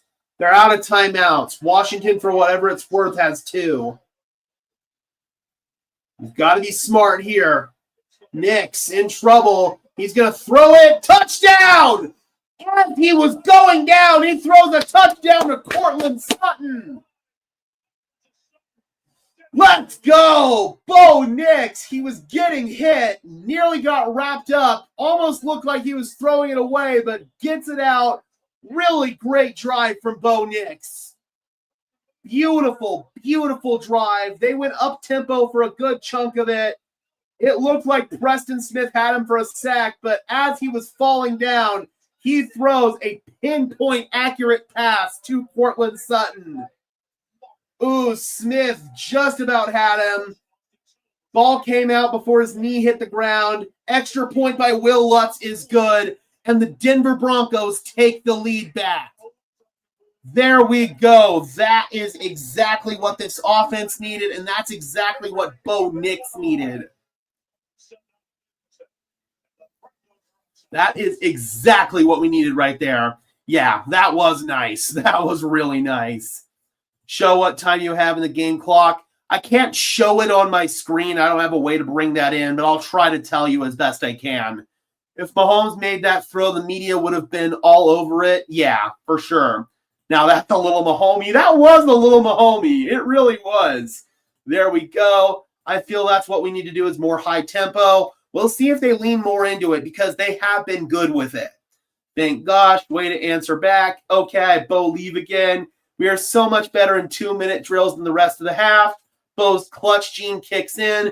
That was an excellent drive. Did have the miss to Evan Ingram, but outside of that, he was surgical. He was precise, delivered the ball on time, in rhythm, in structure, and made a nice out-of-structure play right there. That's what the man does. He does not get sacked. He finds every way possible to not get sacked. And right there, he made a beautiful improv throw That was gorgeous. Absolutely gorgeous by Bo Nix. Nice catch by Cortland Sutton. As BK says, finally using Evan Ingram. He had a couple of clutch catches on that drive, so got to give him credit where it's due as well. He did come up clutch right there. That was nice. Dink and dunk is Bo's game. Hey, man, you can win dink and dunking. Tom Brady was a dink and dunk quarterback. It's the old adage, you can't go broke taking a profit. That was gorgeous. Absolutely gorgeous. We can get a pick next half, yes. Already got one pick in the first half, but Denver's just trying to get more turnovers on the board, so hopefully they can get another one here. Maybe I'm excited. Do we actually got a touchdown? Put the game is over. So, yeah, Washington pack it up. Yeah, I mean, this was exactly what Denver needed. That was an excellent, surgical, methodical drive. Bo Nix, that's what he needed. He looked good on that drive. So hopefully Denver can build off of that. Washington does have 2 timeouts, but they don't have a lot of time left on the clock. I'll tell you in just 1 second how much time is left on the clock once they show it. And again, guys, we will be going to halftime for a brief intermission. So you guys need to use the restroom, refresh your beverage, take a bong rip. I will be doing all 3 of the above.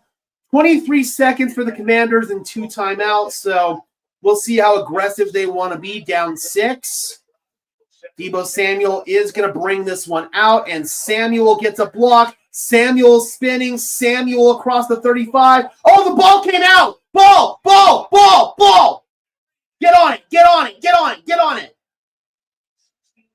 Looks like Washington might be on the bottom of the pile, but let's see how they rule it. Denver ball.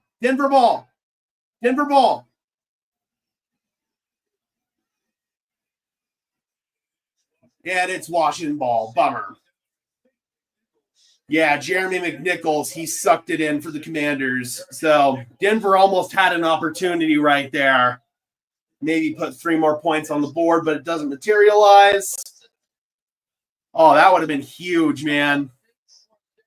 Yeah, that ball's definitely out, but Washington was able to recover it. Yeah, McNichols and Samuel were both at the bottom of that pile, so Denver didn't really have a chance at it. That sucks.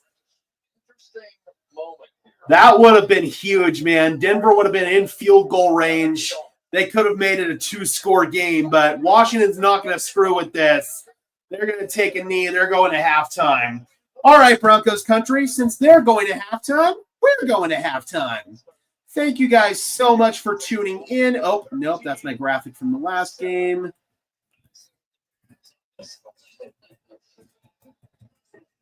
All right. Denver nursing a 6-point lead. It's been a frustrating first half, but Denver does have the lead. Thank you guys so much for tuning in. We will be back for second half.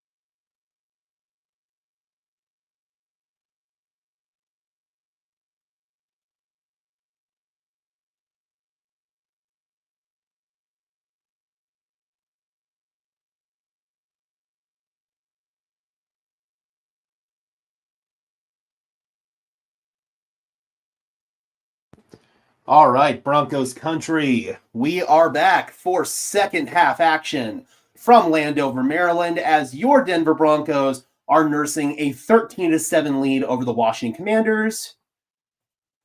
Let's go ahead and switch that. There we go. All right, guys. That was an up and down first half, to say the least. The Broncos came out a bit slow. There were some penalties on offense, or some penalties on defense. Offensively, Bo Nix was a little bit shaky. The run game's been shaky pretty much this whole game for the Denver Broncos. The penalties on the defensive side were really frustrating. They struggled stopping the run. They struggled on RPO plays. But ultimately, they only allowed Washington to score one touchdown. And then at the end of the half, Denver had a beautiful 2-minute drill. They went downfield, and Bo Nix had one of the best touchdown passes that you will ever see. As he was going down, his knee was just barely up off the ground when he threw that pass. Pinpoint accurate to Cortland Sutton. It looked almost like a Patrick Mahomes throw. It really did. It was a special, high-end, franchise caliber throw. Moss is back. Yes, Riley Moss got shaken up in the first half, but he is back out there. So that's really good to see. Jay says, we need more passes to Court. This offense has to stay in hurry-up mode. That's the only situation where this offense goes off. Hopefully, that's what Sean Payton does. Here's Will Lutz to kick off. Washington does get the ball to start the second half. Stack the line, cover tight ends. That's Washington's only game plan. Run and tight end passes. Come on, defense. Deebo Samuel on the return. Gets hit at the 27-yard line. B-Rock also says Moss is back. We just got done with the run action. That's going to be where the big plays. All right, let's go. Again, guys, thank you so much for tuning in. Really appreciate it. Be sure to smash the like as well as subscribe. And if you want to go above and beyond in supporting the channel, please consider becoming a channel member. The link is in the description below. Turtle says finish tackles. Yes. That was another problem in the first half for the defense. They weren't wrapping up and finishing on their tackles. Got to see that in this second half. 1st and 10 for the Commanders from the 28. It's going to be a handoff to Chris Rodriguez, and he's got a nice run to start off. Gets to the second level for a gain of 5. So already here in this second half, Denver having issues stopping the run. That's something they're really going to need to lean into if they want to win this game. 2nd down and 4. Call it a gain of 6 on that first run of the second half. Motion man is Jalen Lane. Riley Moss follows. Mariota fires.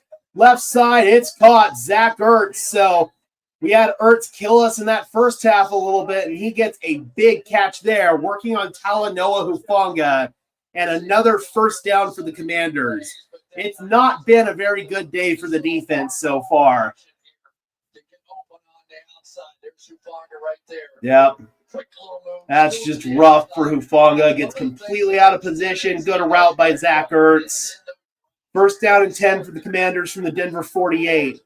Hard count. Did they blow the flag? They did. Free play underneath Ertz. 1st down and more. And Ertz is finally tackled by Singleton at the 36. And that was a free play. Zach Allen was offside on that play.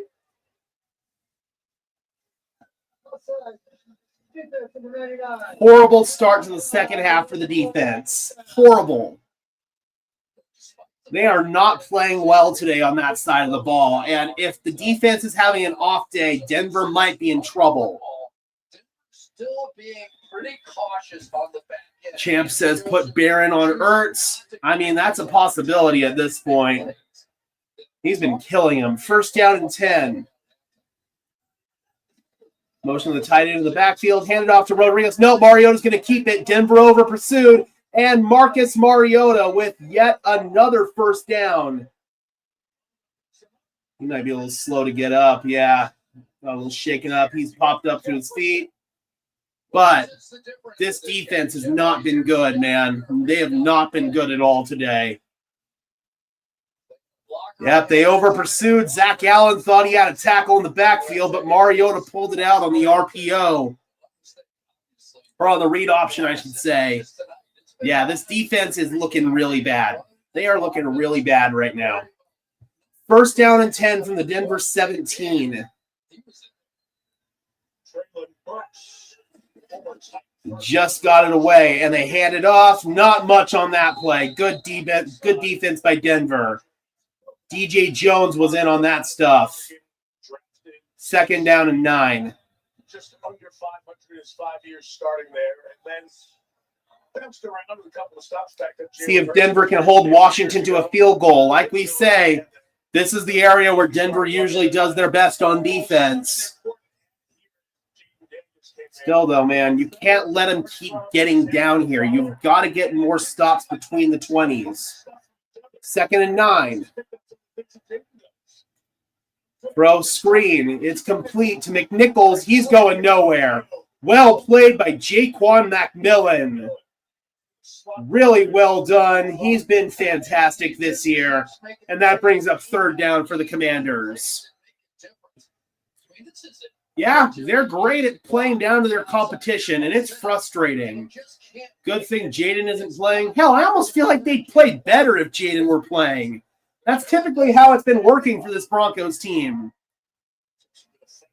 All right, third and 9. Here we go. Can they get another red zone stop? 11 and a half to play in the third quarter. They fake it. Mariota over the middle. Caught. First down. Another RPO. It was Terry McLaurin that time. First and goal for the Commanders. These RPOs have been killing us.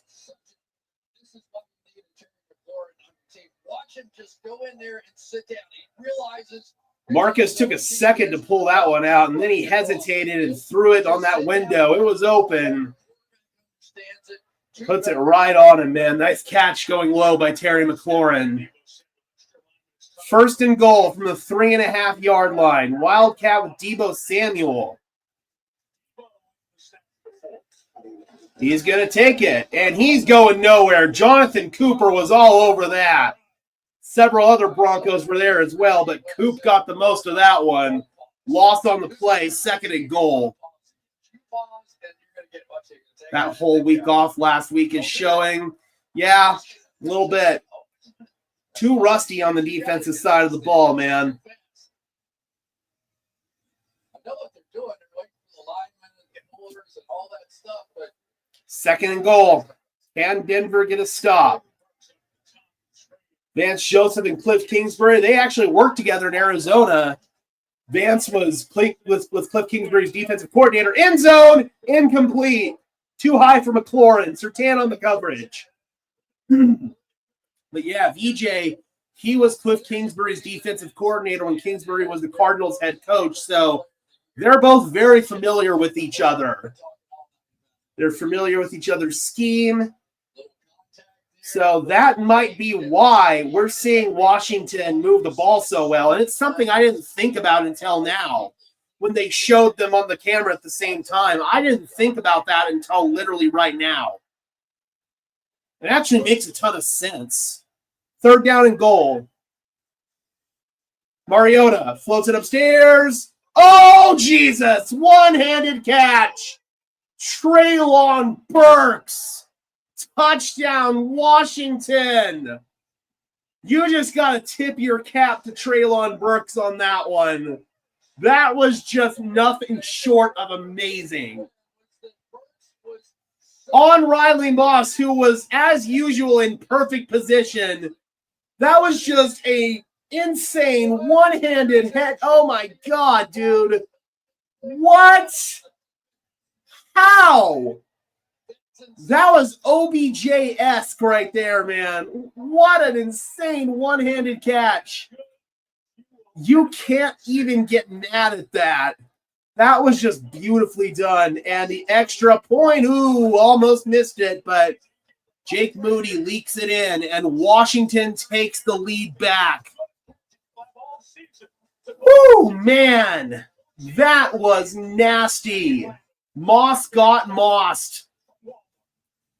You can't even get mad at that. That was a perfect throw, a perfect catch. Riley Moss was in perfect position. Literally, he could not have played that any better. But You got to tip your hat to Treylon Burks, man. That was freaking nasty. Absolutely nasty.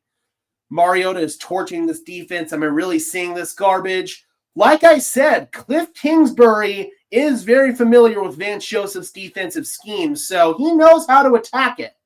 We got Joshua who says Duval, so clearly he is a Jags fan. 76 starts early, nearly every snap. Yeah, I've been kind of seeing that too.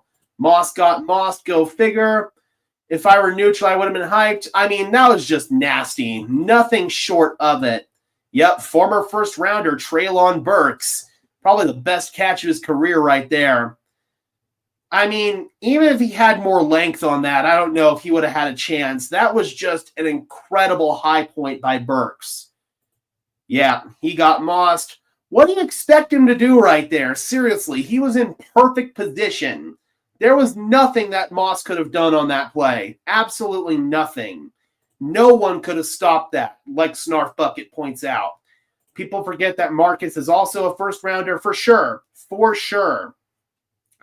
Riley couldn't stop that. That was just a great catch. Jersey grab going down. I mean, I didn't see it, but Riley, there's really nothing he could have done right there. If this is how our defense is going to play the rest of the game, we'll lose. Offense is going to have to keep up. We'll see if Sean Payton wants to use more up-tempo moving forward. Marcus can probably still start. Look at Darnold needs the right fit. I agree. His last true opportunity to be a starter was under Arthur Smith in Atlanta. That wasn't a good situation at all. I do think there's something there with Mariota. He's played well in these starts for the Commanders. What a catch. Moss was in good position. Upset weekend, but it's not good game so far. Let's go. Who wants it more? Yeah, for sure. Yeah, that was reminiscent of the OBJ one-handed catch. They're showing it on the screen right now. Credit where credit is due. Amazing catch. It really was. No, that's not on Riley at all, man. He's in perfect position. There's nothing he could have done on that. Absolutely nothing. That's just freaking insane by Treylon Burks. And Jaden Daniels absolutely loves it. Bo Nix also quite impressed. He knows how improbable of a play that was. Hats off to Treylon Burks. Here's Marvin Mims on the return, and Mims squirting through the gap down to the 29-yard line. All right, here we go, offense. Last time Bo Nix touched the ball, had an incredible drive and an incredible touchdown pass.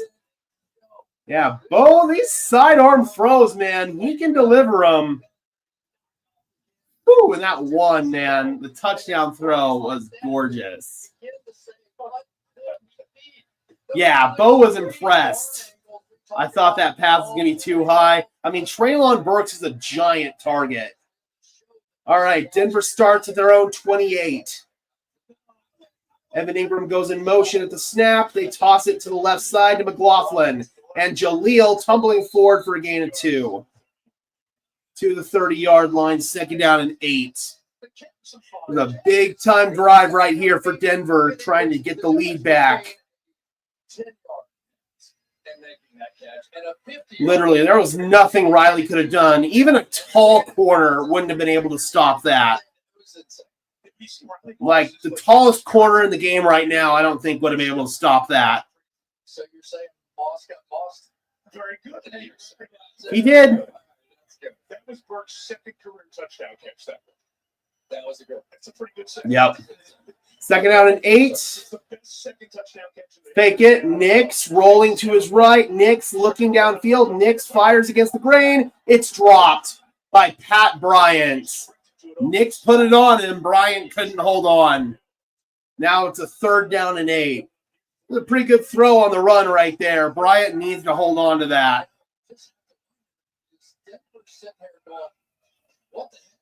They might be a little bit. I don't think Denver expected this. They are playing well on the offensive side of the ball. especially these past couple of drives, but they got to convert on this 3rd down and 8. Big 3rd down right here. Nix working his cadence. Got to go. 4, 3, 2. They get it away. Pressure's coming. They pick it up. Nix is going to run for it. He's got the 1st down with ease, and he's going to go down inside the 40-yard line to about the 42. Nice job by Bo Nix. Didn't like what he had downfield. Wide open rushing lane. He took it, and we all know Bo is special when he's got the ball in his hands. Yep, they brought pressure and left a wide open rushing lane. Bo saw it and said, "Thank you very much. I'll take that 1st down." You don't see many more man coverage, blitz type things. Bo really is special when he's carrying the ball. Yeah, you have to catch that. That was one that needed to be caught. Here goes Mims. A little trickery there, and he's going to get 9. They're trying to get him more involved. Yeah, that was a rough drop for the rookie, man. Making Bo look worse than he was on this drive.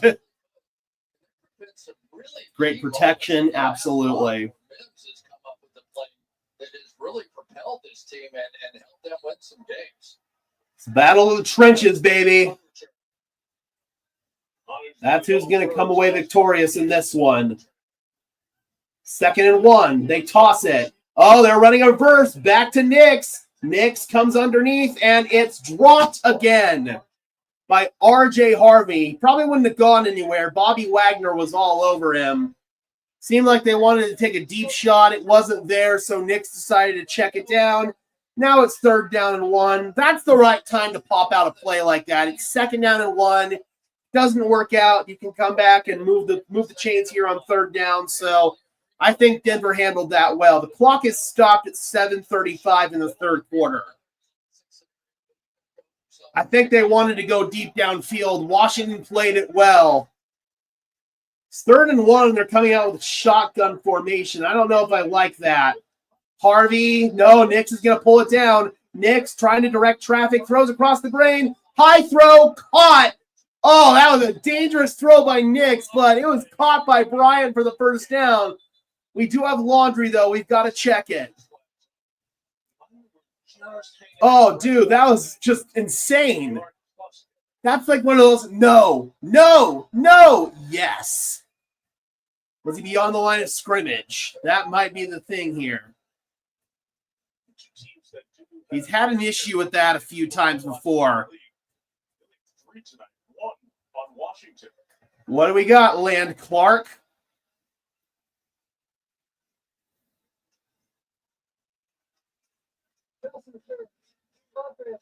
Oh, no, it was a pick on Troutman. And an offensive hold on Pat Bryant. That's the one that they're going to take. 10 yards, 3rd down.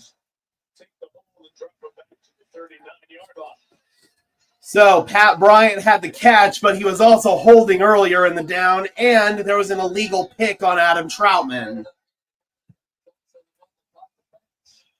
So that's going to bring up a 3rd down and long, and Von Miller checks in for the Commanders. It's going to be a 3rd down and 10. Denver's having some issues getting aligned. See what they want to do. How aggressive. He's dropping back. Nix looking downfield. Fires downfield. Caught!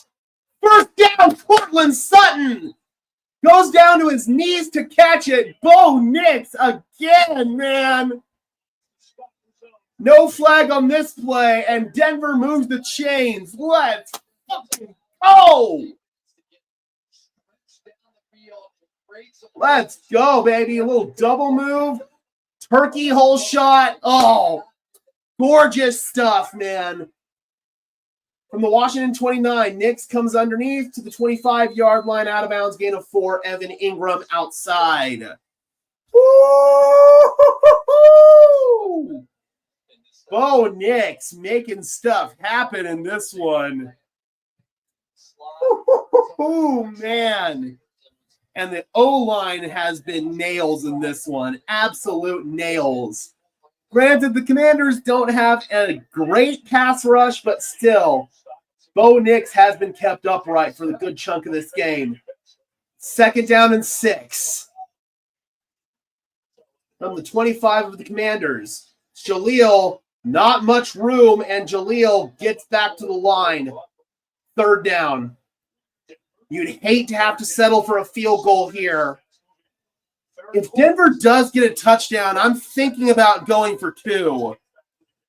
We'll see what Sean wants to do, but it might be worth the risk. 3rd down and 5. Yeah, you'd like to see him just take the hole and hit it, you know? 3rd down and 5. That was something that J.K. Dobbins did so well. You didn't see him hesitate. He was patient, but he wasn't hesitant, if you know what I mean. Slant! Bryant! Bryant still going! 1st and goal inside the 5. Let's go! Denver is moving the ball really well on this drive, and like I said, you got to think about maybe going for 2 here. Make it a 7-point game. Yep, little slant, little pick route. Nothing illegal about that. Really, really nice. Really, really nice. This has been a good game. Denver's starting to turn it on, baby. This is what I wanted to see from them early. Feels like they're finally knocking off the rust from the bye week. 1st down and goal. Run it.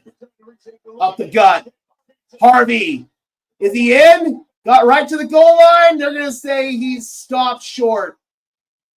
They're going to say he stopped at the half-yard line. 2nd and goal. Here we go, baby. Give it right back to him. Right back to him. Been a 10-play, 71-yard drive. Taking over 5.5 minutes off the clock. This offense is now revolving around it. Let's take a look and see where Did he break the play? That's close. I don't think he did. 2nd and goal. It's going to be Harvey again. This time he's in. Touchdown, Denver. R.J. Harvey with a rushing touchdown. Let's go, baby. Let's see what Denver wants to do. They're up by 5. Are they going to kick the extra point or are they going to go for 2?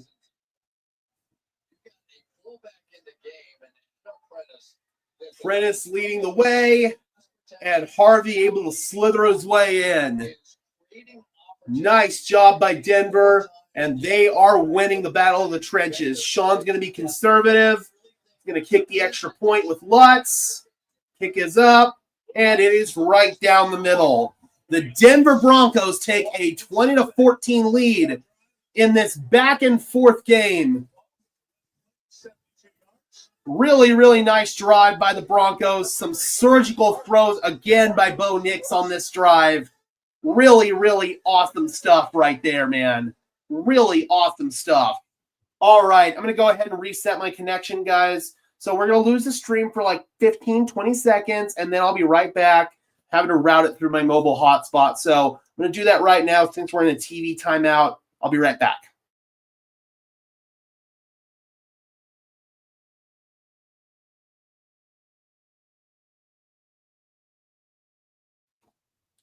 Oh, boom shakalaka. That took just a few seconds, and we are back.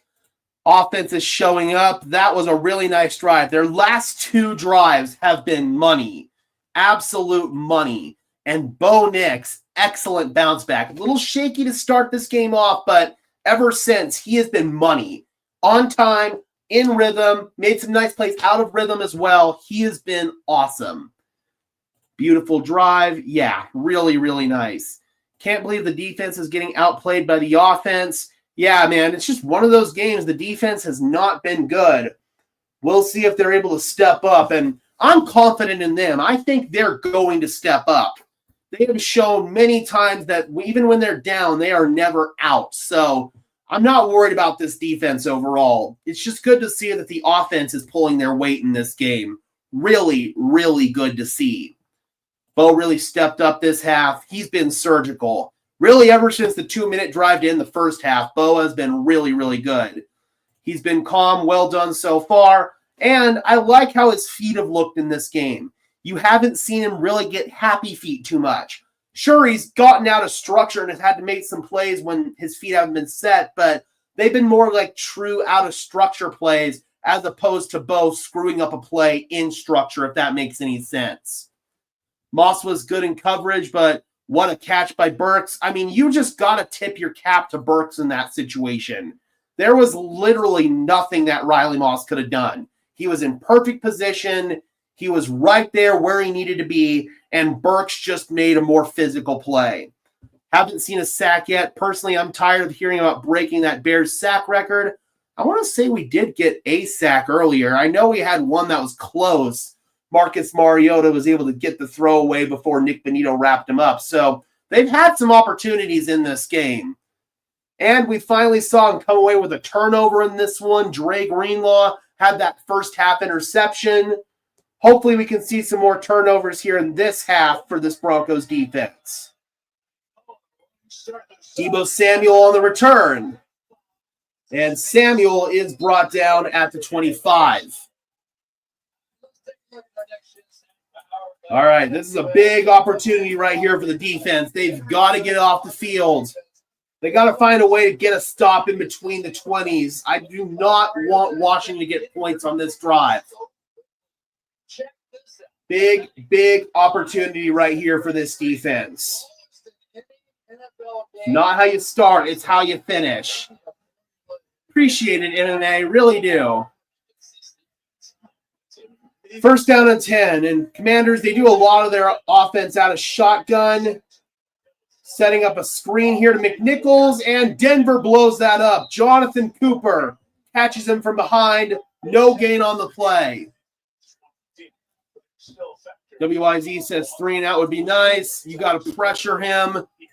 So that was a good first down play, stopping that screen by Jonathan Cooper. Second down here now for the Commanders. Clock ticking inside 3.5 left to play in this third quarter. This has been a fast-moving game, to be honest. Denver's had a couple of long drives. So has Washington. It's moved the clock pretty nicely. Second down and 10. Denver's in single high coverage. Mariota fires over the middle. Oh, what a catch. Going up for it is McLaurin. Singleton makes the tackle. Another first down for the Commanders.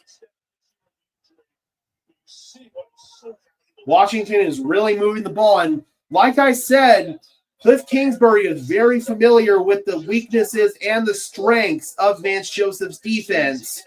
Went up against it in practice all the time. So it's kind of not really a surprise, actually, that Washington's moving the ball well. And it's something I didn't think about until now, or until a little earlier when they showed it. McNichols bounces off. McNichols! Gain of 6 on that run. Again, Denver had an opportunity to stop him in the backfield. He bounced out of it. And they net a positive run. Denver has really, really struggled defending the run in this one. Mariota has also looked good, but I'd say the big issue for Denver in this game has been stopping the Commanders' run game. Second down and 5. 3 tight ends in for the Commanders. From the midfield stripe. Handoff. Gain of 1. DJ Jones was in there. And I believe that was McNichols on the carry. Yes, it was. Oh, shit. Who is it? It's DJ Jones. Lovely. Absolutely lovely. Jones down in his stomach. We will take a TV timeout. That would be absolutely devastating if we lost him long term. Tackling is well underperforming. Agreed. It's the missed tackling that are pissing. It's the missed tackles that are pissing me off. This is 2023 stuff. Yep. Oh yeah. This is 2023 stuff, man. The missed tackles, the bad discipline on defense. We all know how much I despise the 2023 defense. So hopefully we're not turning back into that. I have confidence that we're going to get back into shape, though. This defense has made more plays this season than they haven't. So I'm not worried about this defense long-term at all. Tackling has been awful, though. Pressure rate is at 5%. What a joke. That is concerning. That is definitely concerning. We need a sack. Obviously not good there with the DJ injury. Let me go ahead and, where's my phone? Here it is. Go ahead and whip out my phone here and see if I can find an update on DJ Jones. They don't finish tackles until red zone by then. Too late. And now an injury. Undisciplined AF. Yep. Really frustrating to watch. But at the end of the day, Denver does still hold the lead. And the defense has gotten stops in the red zone for the most part. So you do like to see that. Excuse me. Bronco chants in the stadium. Yes. Yes, there are a lot of Broncos fans there. Nikki Jabala, former Broncos reporter, now Commanders reporter, she tweeted out a picture of the stadium, and there's a lot of orange and blue. All right, DJ Jones is walking off in his own, but he's going slowly. He's holding his right arm straight, so I'm worried about maybe a shoulder or possibly an elbow injury, something like that. Hopefully DJ Jones is okay. Figure this is going to extend Malcolm Roach's snap count a little bit if he can't go. I mean, I don't think Jefferson's going to be available. No matter what happens in Minnesota, they're not going to trade him. No matter what they get in the draft for him in terms of picks, it wouldn't be equivalent to what he brings to that team, so he's not going anywhere. Would be cool to have him here in Denver, though.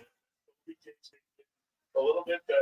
All right, so DJ Jones is in the medical tent. 10 years and a week ago tonight with the catch. Man, you know that your catch is good whenever you're being compared to Odell Beckham Jr., and OBJ saw that Treylon Burks catch as well. That's just nutty stuff, man. It really is. For sure. I mean, I'm dreaming too. I'd love to have Jettis here. All right, 3rd and 4 for the Commanders. From the Denver 49. Oh, false start. Oh, yeah, they got it. They got it. Laramie Tunsil moved early. That was really easy to see. So that'll back him up 5 more yards. That penalty definitely helps. Laramie Tunsil, franchise left tackle.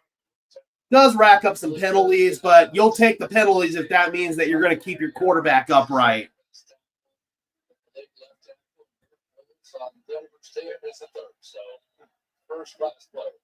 Third down and 9. McNichols motion to the backfield. Trips left for the Commanders. Stunt coming for Denver. Mariota chucks it upstairs. Overthrown. Burks had a step, but Mariota got hit as he threw it. 4th down, and Denver finally gets a stop. We needed that, baby. We needed that big time. Bo Nix getting ready to work. All Denver needs is a field goal, and they'll be up by 2 scores. So that penalty on Laramie Tunsil comes back to bite the Commanders. Zach Allen with the hit on Marcus Mariota. Allen gets all kinds of crazy quarterback hits. 4th down and 9. Here's Tress Way to punt it away for the Commanders. 40% of his punts career. Ooh, that was almost a delay of game. Way's punt. We'll let it bounce, and it's going to die at the 14-yard line. So Denver will take over there. Good stop by the defense. That is exactly what we needed. Zach Allen racks up another QB hit. I want to say he's towards the top in the NFL in terms of QB hits right now. So that's something that you really love to see. He had him if he wasn't pressured. Yeah, he did. So really good job right there from Zach Allen. That might have saved a touchdown. No field goal, need a touchdown. I agree, but I'll even take a field goal right now. That'll put you up by 2 scores. You want to make this a 2-score game. That way Washington's in trail mode from this point forward. Defense stepped up. Yep, we needed that. I think we've got 1, but I could be wrong. We have not been generating much pressure in this game. There, they got pressure at least. They were able to get a hit on Marcus Mariota, and that affected the play. Score here and pin their ears back? Yes. You definitely need to score. I don't care what kind of score it is. Of course, you would prefer the touchdown, but I will take a field goal here. Okay, there we go. That's what I thought. I didn't want to say for sure because I didn't have the number in front of me, but that's what I thought. Yeah, we do have one sack. I remember we got one earlier and would have had two. Nick Benito almost got to Marcus Mariota, but he was able to get the ball away at the last second to his tight end. Too much hype on this defense by far. Houston, Seattle defense better than ours. I don't know if I'd agree with that. Our defense is just kind of having an off day. Overall, I think they're right up there with Houston and Seattle. Allen's a beast. Yeah, he really is. Tunsil's false started a few times already. They finally called it. Yeah, we saw it. You could see him rocking back a little bit and moving maybe a half count too early. This last one was really blatant. Like, it was very clear. We got Glenn Hauser in the house, my co-host on the 5280 podcast. Good to see you, man. Hope you are doing well. Obviously, this has been a little bit of an up and down game, but Denver's really starting to turn it on, and hopefully they can pull away here in this third quarter. Yeah, exactly. Our defense is top 5, and in a bunch of categories, they're number 1. So this defense is truly elite. They're just having a bad day. Need another touchdown this drive. Need to go up 2 scores. Let's go Broncos country. Again, I'll take a field goal, but touchdown would be ideal. We are back in Washington. Run defense is concerning. We'll have to see if DJ Jones is able to come back into this game. That would be a really devastating loss for the run defense. But Denver, with 44 seconds left in the third quarter, has got a first down and 10 with a big opportunity here to make this a 2-score game. They start at their own 14-yard line. I formation. Hand off to Harvey, and Harvey, again, just dances at the line and finally surges forward for a yard. Denver doesn't have to run another play before the end of the quarter if they don't want to. Yes, David, you can. You definitely can. Sean Payton's got "run it" written at the top of his play sheet. Looks like Denver is going to get up to the line and at least look like they're going to run another play. Let's see if they do, if they just want to try to draw them off sides. They do run a play. Nick's dropping back. Nick's rolling out to his right.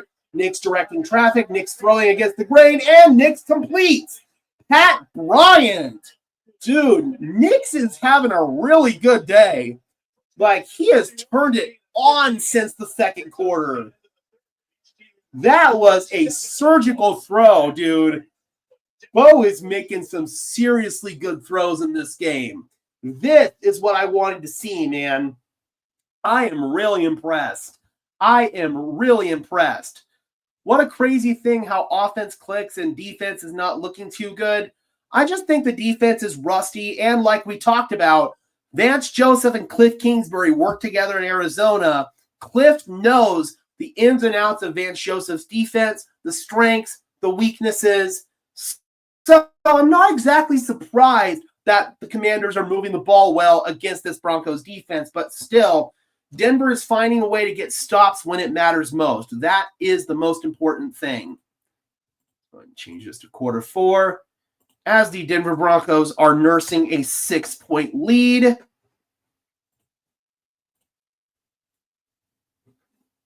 Pat Bryant in the third is looking to be a steal. Yeah, for sure, man. He's been awesome, and he's become a dependable weapon in this passing game, which is really good to see. I love seeing the Bo Nix to Pat Bryant connection, and it's just starting to heat up. That's the scary part. Bo's looked excellent throwing on the run today. I mean, absolutely excellent. Mariota's just getting rid of the ball super fast. Not every quarterback is going to be able to do that with the same efficiency, for sure. And that's what we saw from like Daniel Jones and Justin Herbert. That's how those guys were able to counteract the Broncos pass rush. So, yeah, I think that is something Mariota has done at a high level. No update yet, Rodney. My prediction was 28-14. Got to go for 2 after the next touchdown. Honestly, I wanted him to go for 2 after the last one, so I don't know if that's going to be the mindset for Sean Payton in this game. I would prefer if they did. We need our defense to step up. 66 total rushing yards so far. I'm assuming that's how much they've allowed. Obviously, that's not good. Name one player you would take on the offense to put Denver over the top. Are you talking like anybody in the league right now, or are you talking somebody who's realistically available in the offseason? Like, if we're talking anybody in the league, it would be Justin Jefferson. Like, Justin Jefferson on this offense would take it to the next level. But if we're talking somebody who we could realistically get, Alec Pierce of the Indianapolis Colts. He could be a dynamic slot receiver for this team and would be an upgrade over Troy Franklin, in my opinion. So that's a guy who I would love to target in free agency if he becomes available. We need a turnover, pick six, willing it into existence, love it, or willing it into reality. Give me Jonathan Taylor. Yep, that's another really good one. Another really good one. All right. Nick's taking the snap. Fires just a short throw right there on 1st down and 10 for a gain of 2. Portland Sutton. Something's wrong. We're leading in the 4th quarter. I know. It's crazy. I didn't know we could do that. Hopefully, they close it out. Trey McBride, that's another good one. Oh, dude. He'd be a true joker on this offense. Yeah, Pierce would be really nice, man. I'd love Pierce here in Denver. He'd open up our passing game overnight. And that one might be realistic, too. I'm kind of thinking about making a video on Pierce. Next, from the pocket, down the middle, another drop. Pat Bryant. You got to hold on to that one, man. Bo Nix has been surgical, but it's been the victim of a couple of drops tonight. Now it's 3rd down and 8. Big 3rd down. Bo Nix has delivered a couple of fastballs, and the receivers have not been able to hold on. 3rd down and 8. Here we go. Cannot afford to punt this ball back to the Commanders. Trips left. Nix in trouble. Rifles. Oh, no. Intercepted. He threw it right to Bobby Wagner. Oh, no, dude. Oh, he threw that right to Bobby Wagner. That was a terrible interception. Oh, God, bro. See what happened. I don't know if he didn't see him. He was trying to hit the in-breaking route to Evan Ingram. Nope, just never saw him. That was a terrible interception. Oh, man, Bo. Literally threw it right to Wagner. I think that there was a defender. It was Von Miller who might have clouded his vision right there and went right to Bobby Wagner, man. That's a killer. Washington, they get the ball to Denver 36. That was really bad. I'm just going to go with Bo didn't see him right there. Mariota hit as he throws, completes. 1st down. It's the tight end. First name is Colson. I can't say his last name on this stream. You can go look it up yourself, but I can't say it on this stream. I know I'll get demonetized if I do. Well, there you go. Mike Tirico just said it. I hope that doesn't get me demonetized. That was really, really bad by Bo Nix, man. Oh, God, he was playing so well. That might have been a backbreaker, especially with how this defense is playing. Mariota stumbles. Mariota just chucks it up, and he throws it away. 2nd and 10. Damn it, bro.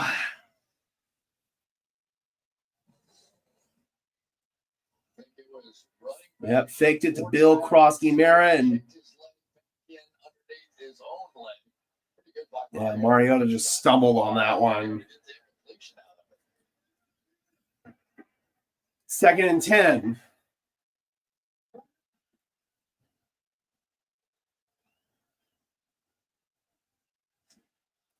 Mariota, another RPO, dumps it into the flat. Nice tackle. Riley Moss.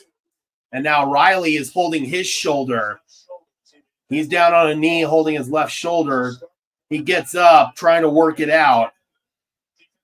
Pat Surtain returning in this game from a pec injury, and now Riley might be a little bit shaken up. Yes, they are, Chris. Got to find a way to get a stop here. That was just a really bad interception by Bo Nix. It's 3rd down and 8. Mariota floating it, end zone, incomplete. Surtain on McLaurin, no flag. It's 4th down, and Denver gets a stop. Thank God. So the Bo Nix interception, it seems, is only going to cost Denver 3 points pending any bullcrap penalties. They're trying to run the slot fade here. No, that's just hand fighting. They got locked up together. That's both of them initiating contact. That's not a penalty. Jake Moody now for the field goal try. This is going to be a 38-yarder for Moody. Snap, hold, Moody's kick is good. And the Commanders cut the deficit to 3 points.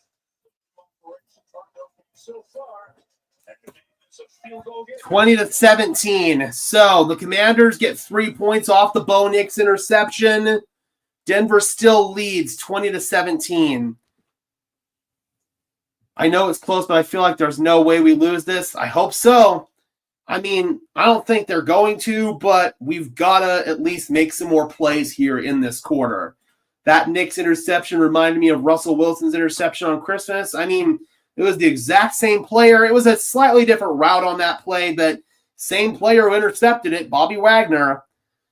Defense, uncatchable, Bo Nix redemption time.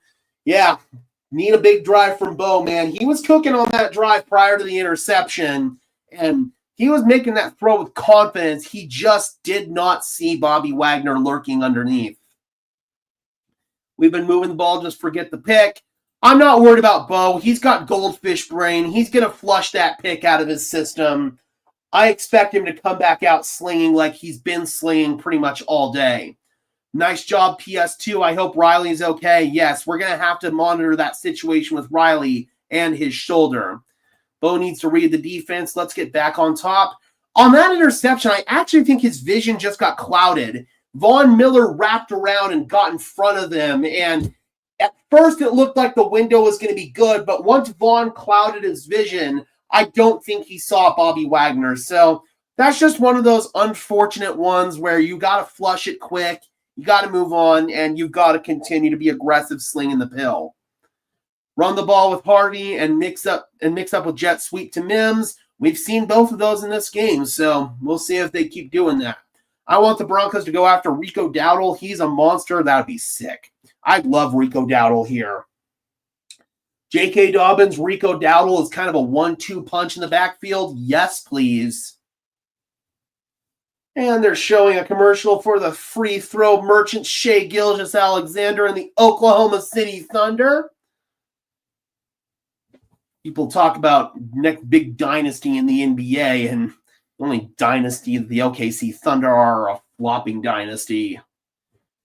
I feel like if they were going to bring Zach Moss in, they would have already done so. He's a free agent. He's been a free agent. So at this point, I think that ship has sailed.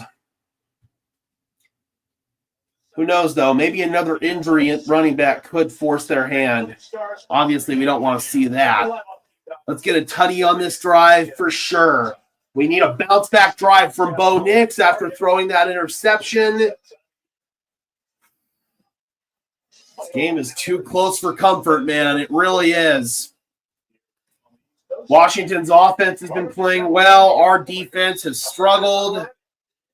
Bo Nix had a pretty good game up until that point. Jake Moody to kick off. Mims and Bidet back deep. It will be Mims. And Mims gets it out to the 29. 12:32 left to play in this ball game. tell us the umpire grabbing Ooh. his right calf. And Terry So we might be down an official in this game. Thursday night game where- Yeah, Thursday night, the head ref got injured. This guy's the umpire. So the referee's going to have to manage the backfield all by himself, and the umpire's the one who spots the ball. So now it's the referee that's going to have to do that, I would assume. The entire offensive backfield by himself. They work the entire line and the quarterback. Little screen here. Marvin Mims tumbles forward. Short gain, 2 yards. Terry, do you ever see It's definitely showing for Denver. It's not really showing for Washington, though. Way too much rust for the Broncos. But you got to remember, Denver also had the mini bye week. They only played one game in a span of 23 days. And that's true. What I found in the very I'm sure they've covered at least once or twice this year. Second down and 8.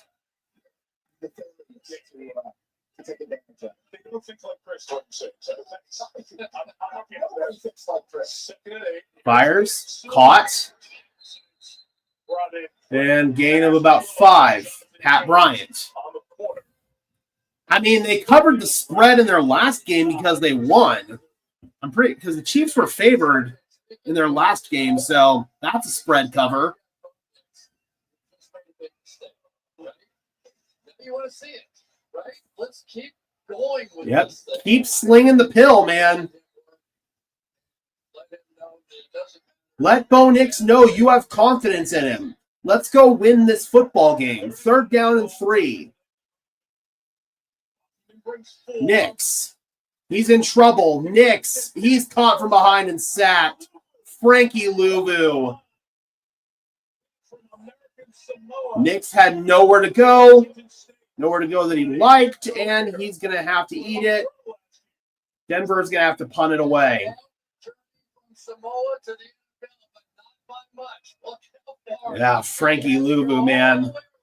They didn't pick that up well. Nick's just kind of erratic in the backfield right there.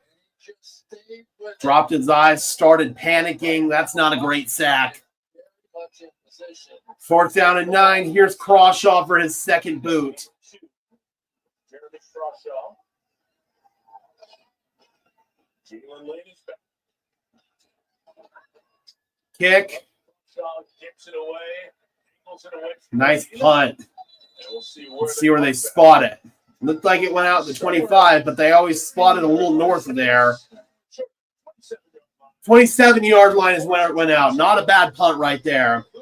That was a bad sack by Nix, though. So he had some nice drives there in the middle of this game, but he's kind of starting to tumble a little bit. This is why they didn't flex the game out.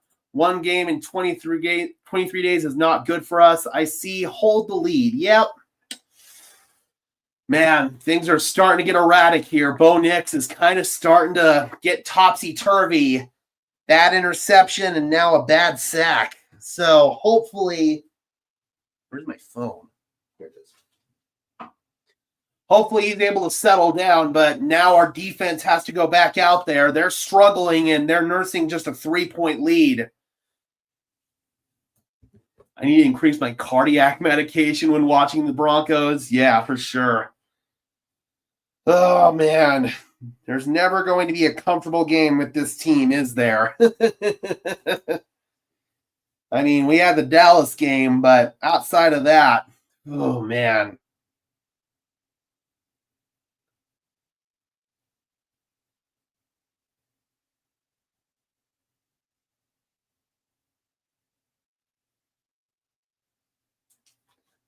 Should have ran more. Hopefully Denver commits to the ground game a little bit, but it's just been slim pickings there. RJ Harvey hasn't been good. McLaughlin hasn't been great. And then Tyler Bidet, you're not really going to give him the ball a whole lot in the run game. Get your blood pressure meds. It's another one of those games. Yep. And it really shouldn't be. That's the frustrating part. Just too many self-inflicted wounds by the Broncos, from the penalties to the Bo Nix interception. It just needs to get cleaned up. Defense needs a turnover here. We've got one in this game, the Dre Greenlaw interception. Another one here would be nice. At bare minimum, we need to stop. We need to force a punt here.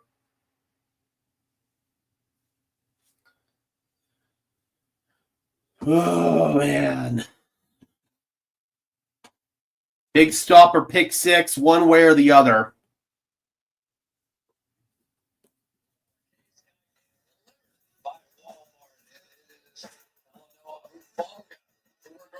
Yeah, Hufanga has been a heat-seeking missile, man. He is all over the field. He flies everywhere.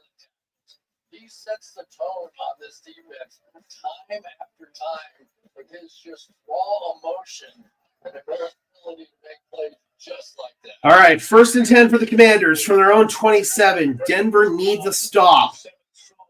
Oh, man. Commanders just getting push up front in the run game. Gain of 6, Jeremy McNichols.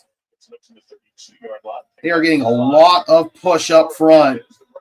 It's been just consistent. Continuing to lean into it. That's been dynamic, but they've run it 18 times here tonight. Well, the moment I hate in the 4th quarter, when we finally going to show up at always last minute. 2nd and 4. From the 32. 9.5 to play in this game. Mariota's going to keep it, and Mariota, he gets stopped. Dre Greenlaw, short gain, but it's also going to bring up a 3rd down and short. Got to get off the field, man. Got to get off the field.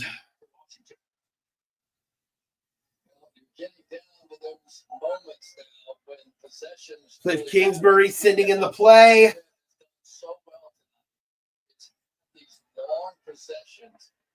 3rd down and 2 for this Commanders offense. Denver needs to get off the field. Broncos showing man coverage.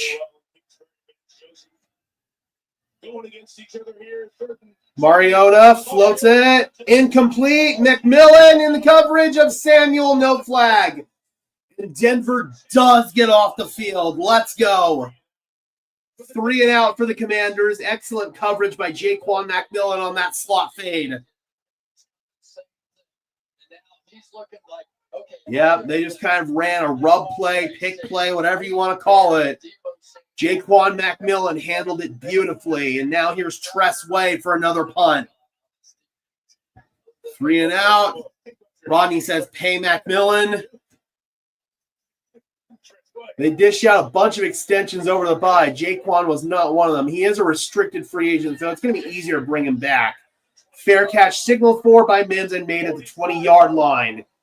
8:42 left to play in this ball game. Denver Broncos nursing a 3-point lead. 2 bad possessions for the offense consecutively. Bo Nix throws an interception. Then he takes a bad sack on 3rd down, and Denver goes 3 and out. Let's hope that this possession goes a little bit better. Bo gets back into rhythm, and we come away with a touchdown here to put us up by 2 scores. We've had opportunities to pull ahead in this game, and we have not taken advantage of them. Please get a touchdown, make this a less stressful end. I know I'd really appreciate it. No matter what happens at the end of this game, though, guys, we will be going live for the post-game press conferences, both Sean Payton and Bo Nix. And once those are done, we'll go live again for the post-game shows. So hopefully you guys can tune in. I know there are going to be some frustrations that we're going to vent about regardless of the outcome of this game.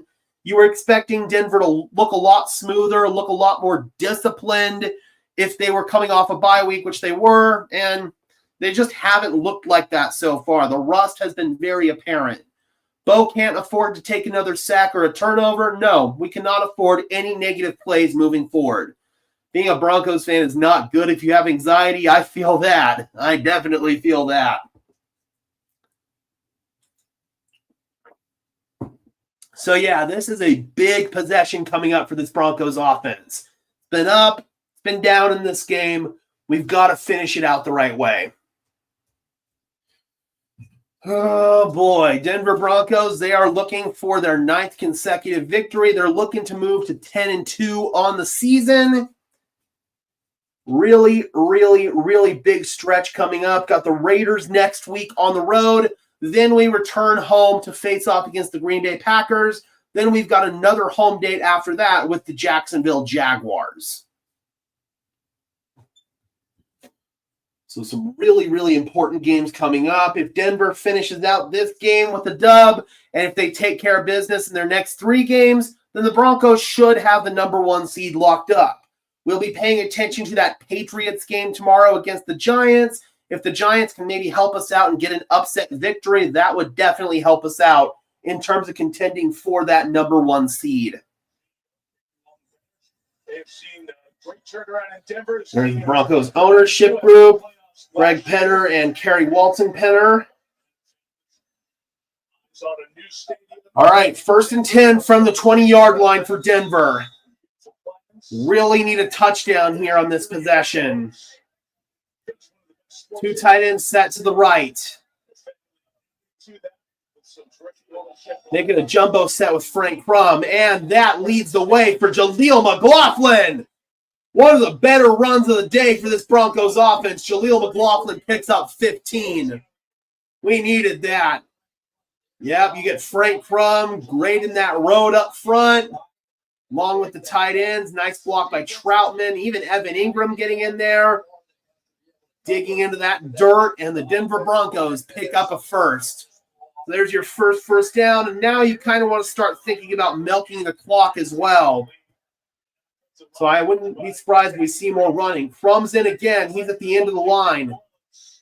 Play fake. Nix in trouble. Nix has to throw it and does. Incomplete. Avoids the sack. 2nd down and 10.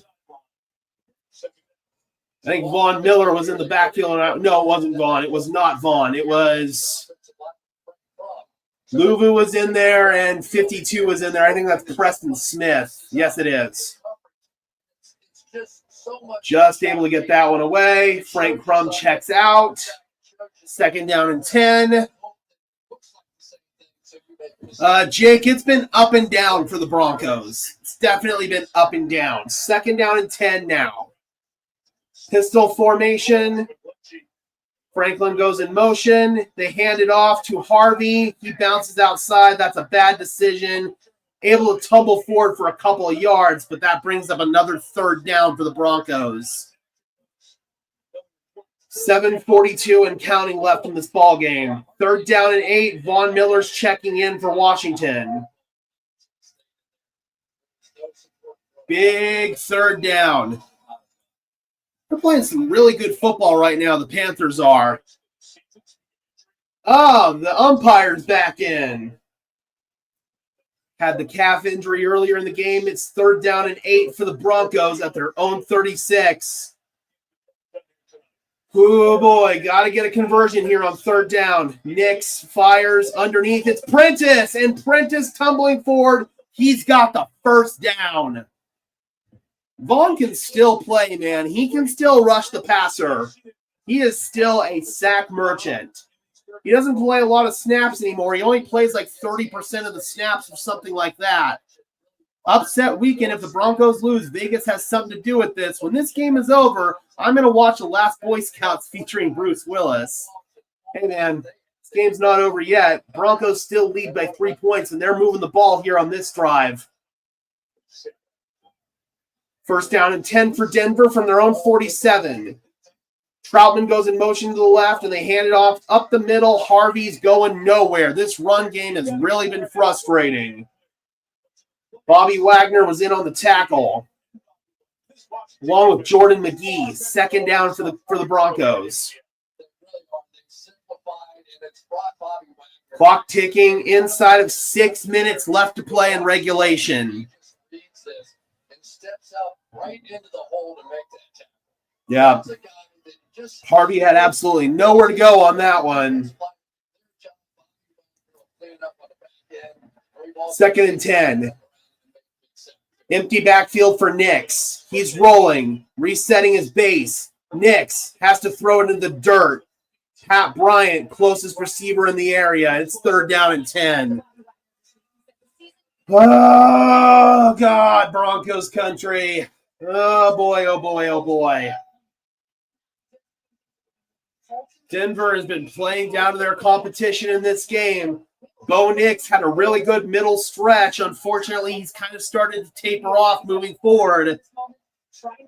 This is a big third down. Hopefully, we see the good Bo come up here on this play. Nice drive throw over the middle. Come on. In breaking route, big dig. Or a check down to Evan Ingram. And Ingram, oh, man, that's going to put him about 5 yards. Let's see what they want to do. I think you punt this away. Yeah, you got to punt. With your defense, you've got to punt. I understand the argument to go for it here, but you punt, try to pin Washington back deep, and hope your defense can get a stop. Maybe you try a hard count with your punter or with your gunner. See if we can maybe get them to jump off sides and give you a cheap one. But let's see if we can get something good here from Jeremy Crawshaw. Inside 5 minutes left in regulation. They're taking it all the way down.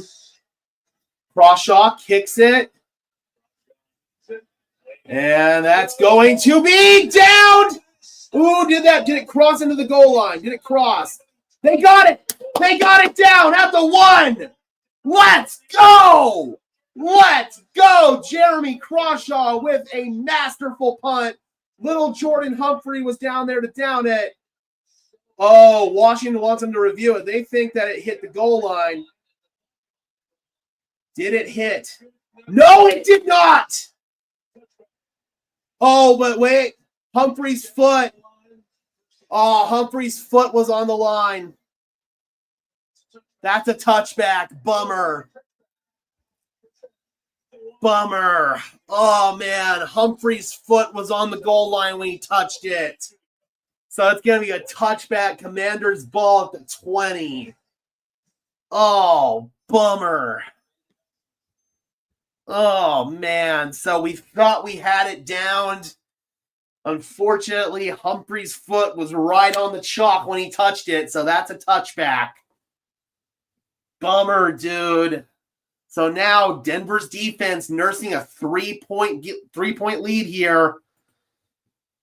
Oh, this offense has been way too inconsistent. Bo Nix has been inconsistent. This defense has been inconsistent. And now Denver might be in trouble here. Defense is not in a good spot. It's a game of inches, man. Humphrey was this close to not having his foot on the line. Would have been Commanders' ball at their own 1 yard line, but instead they get it at the 20. Oh, boy. Still a great punt by Jeremy Crawshaw. It's not his fault that little Jordan Humphrey had his foot on the line. Yep, definitely stressful. We got Justin in the house. Good to see you. Snarf Bucket says undisciplined football. Marcus is going to be Marcus now. I can see Mariota running the ball. You've got to keep contained on him, man. Oh, boy, this is too close for comfort, Broncos country. This is way too close for comfort. 20-17. We're inside 5 minutes left to play in this game, and defense, they've got their backs to the wall here. Oh, boy.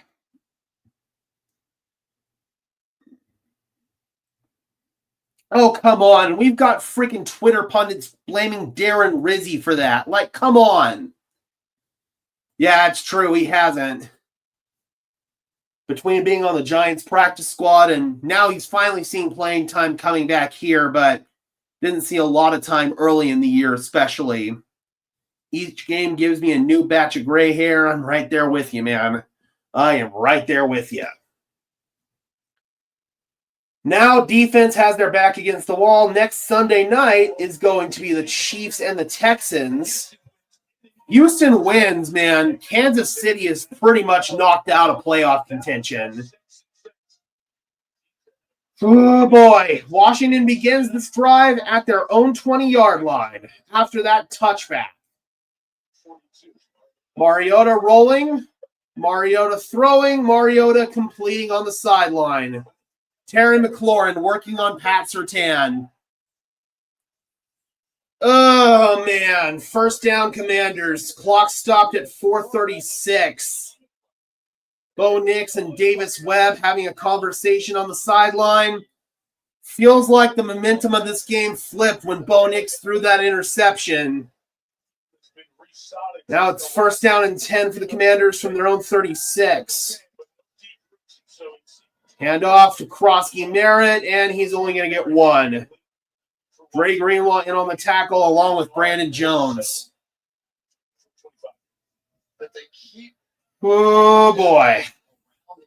Second down and 9. Got to be aware of these chunk plays here for the Commanders. Fake it. Mariota's in trouble. Mariota's going down. He gets up. He's not down. Mariota's still going, and he's got a positive run on the play. He went down, but nobody touched him in the backfield, so it wasn't a sack. He got up and kept running. Come on, dude. You got to get him down.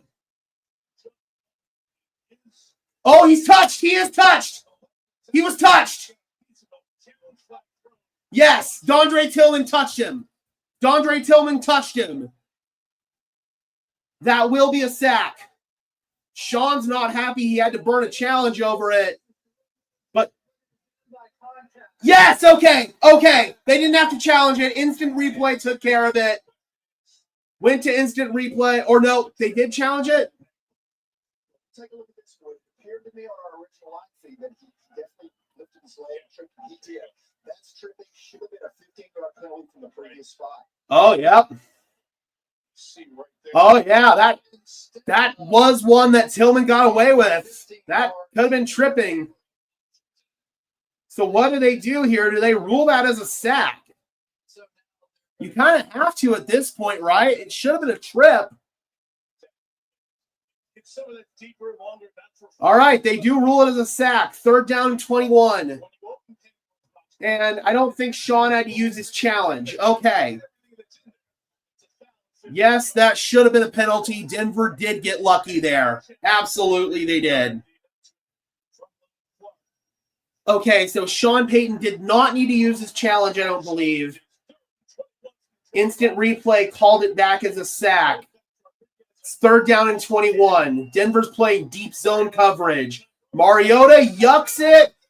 No, incomplete.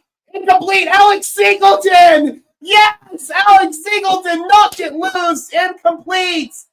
It looked like Ertz was going to catch it, but that was an incredible play by Alex Singleton. Let's go, Alex! Let's go! Yeah! That was such an awesome play. He punched it out. Let's go! Good for you, Alex! Yeah! All right, Washington's got to punt this away. Oh, dude, that might be the play that saved the game right there. Alex Singleton, man. Oh, man, big kick. Marvin Mims fields it. Marvin Mims, he's brought down at the 29. All right, 3:31 left to play. Can Denver salt this one away? Alex Singleton, man. That was an awesome play. Still a lot of time. We need to get first downs. Absolutely. That's the defensive play of 2025. Yep. If this holds and Denver wins, that is the play right there. Cancer can't keep him down. Hell no, man. Alex Singleton's a warrior, and he's a freaking badass. All right, first downs. Keep the clock moving. He did have a good coverage play, and that wasn't just good. That was elite. I mean, that was going to be a first down catch, and that would have been a demoralizing catch for Denver right there. And Alex Singleton single-handedly saved it. Oh, you know that one was emotional for him, man. But now we've got to salt this one away. From 4 different people. Captain of the team, leading tackler, not a guy known. First down and 10 for Denver from their own 29-yard line. Frank Crum is checked in. It's an offset eye to the right. Troutman goes in motion. They run it to the right with McLaughlin. And nowhere to go, man. Luke Wattenberg got blown up off the ball by Eddie Goldman. And Dan Quinn will call timeout. 3:23 left. Washington uses their first timeout. It's 2nd and 10 for the Broncos.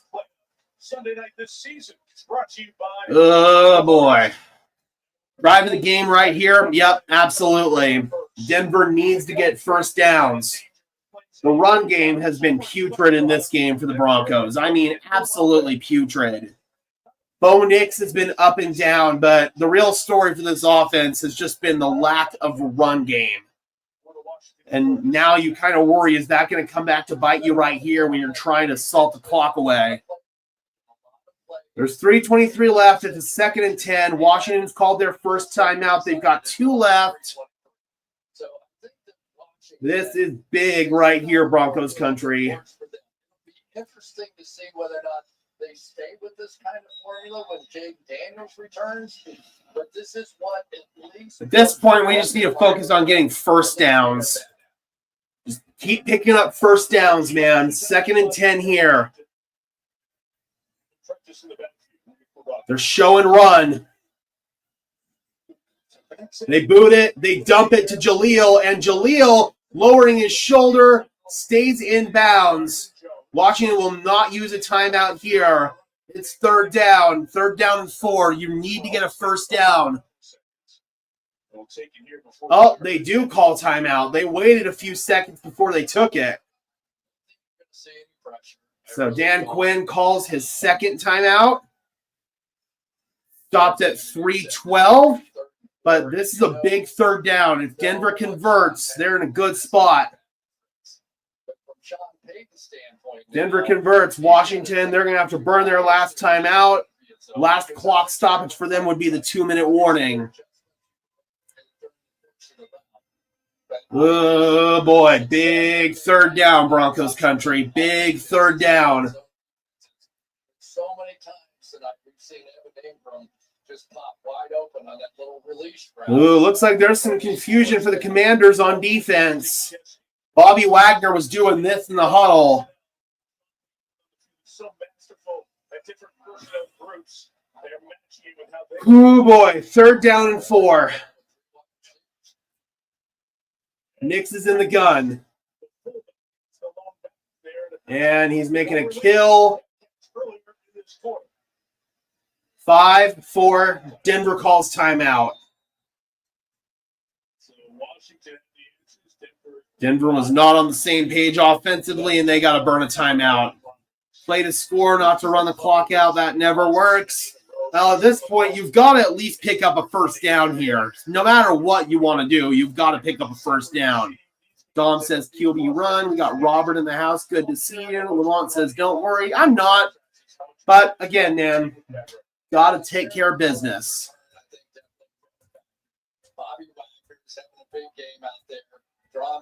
All right, one more timeout here for the Commanders. Because you know they'll never quit. They may not be as talented as they once were, but they'll never quit. They go ahead and Denver gets a first down here. Washington calls their last timeout. They're over. Or, well, it's not over, but it's looking good for Denver. But they've got to get a first down. It's 3rd down and 4.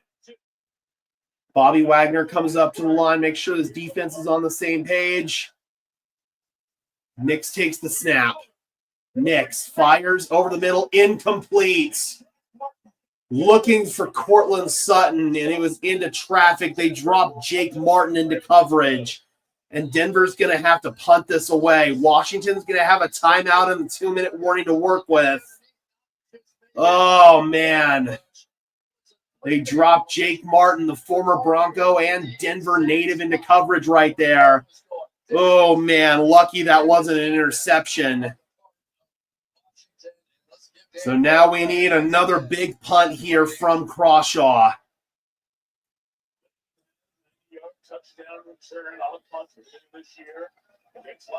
Crawshaw's boot. Big kick. Lane tackled inside the 15. J.L. Skinner at the 14-yard line. Big special teams play right there, man. Big special teams play. chasing. Yep, some 34 on 34 crime right there.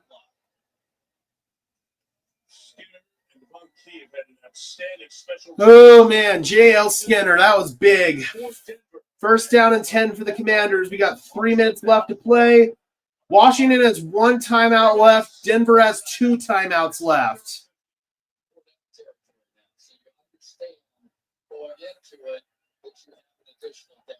Oh, boy.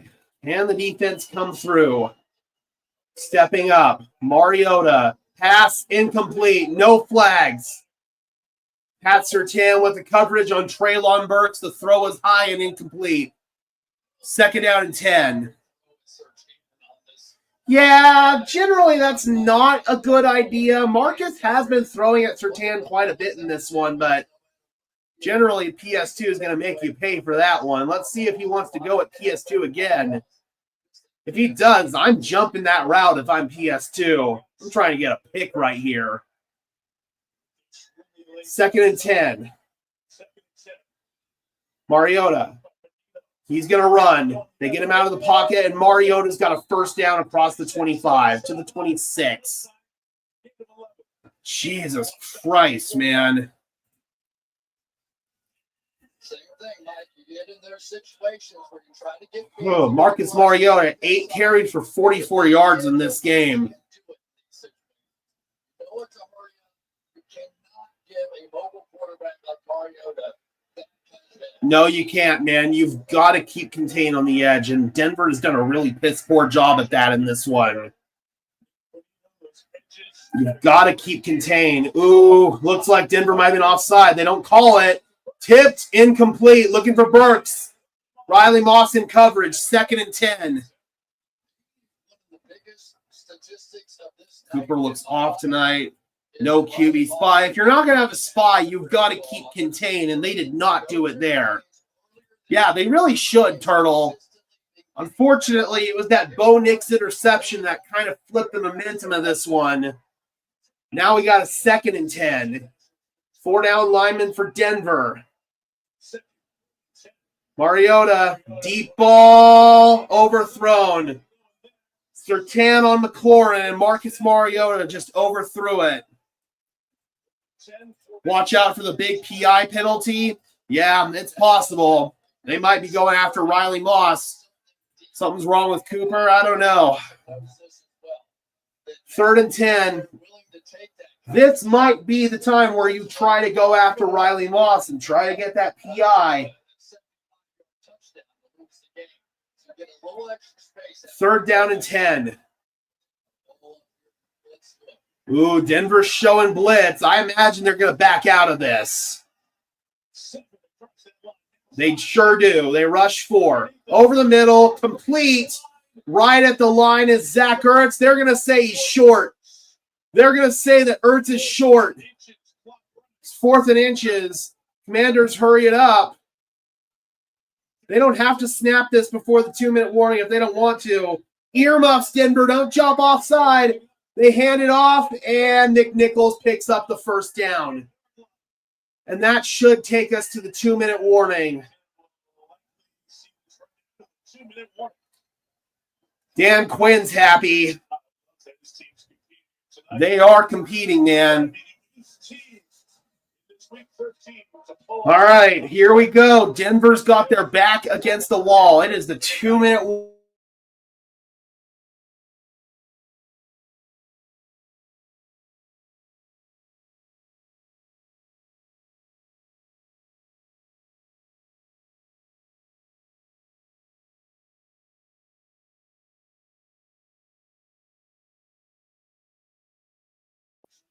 All right, guys, we are back. Sorry about that. Just had to reset the connection real quick.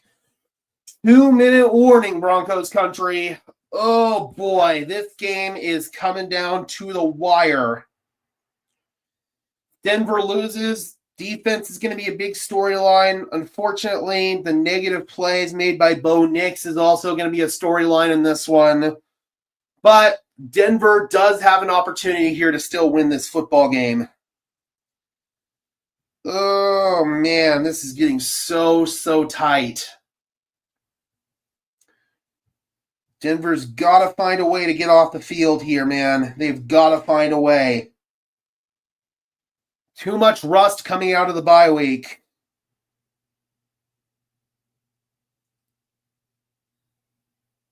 Yes, they do need to get a stop desperately. Absolutely desperately.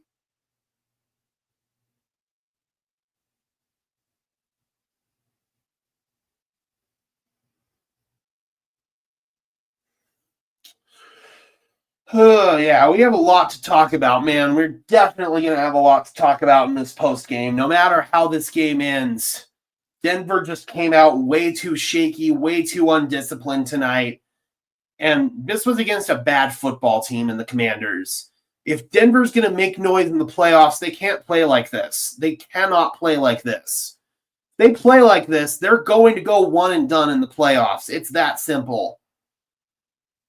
And the opponents are only going to get tougher and tougher from here. I mean, on paper, that Chiefs win looks good, but the Chiefs are starting to collapse right now. It's kind of the same thing with the Philadelphia Eagles. Both of those teams, on paper, it looked like a good win, but those teams are looking like bad football teams, especially in the case of the Chiefs. So I don't know, man. I really don't know what to think right now. We'll see how this game ends. Can Denver's defense tighten up right here? It's on them right now to win this game. You see, I don't know if they're going to have a chance in a year or two. That's the thing. This might have been their best chance, and they still have a good chance. 1st and 10. Mariota over the middle. Pass is caught at the midfield stripe. Ertz, they're leaving the middle of the field wide open. I mean, that was before Dallas traded for Quentin Williams and Logan Wilson, so I don't know. 1st and 10. And the clock stopped. There's a flag. Oh, it's a legal procedure on the Commanders. That's huge. That is huge. I mean, I hope not. The Raiders suck, and this isn't going to be on a short week. Denver usually bounces back after games like this. They did it last time. We'll see if they can do it again. But first, we got to find a way to win this ball game, dude. 100% one and done if they repeat this performance. Yeah. All right, they're talking to Sean Payton, see what he wants to do.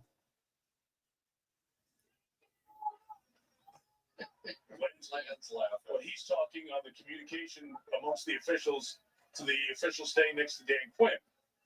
Play with fire, you get burned.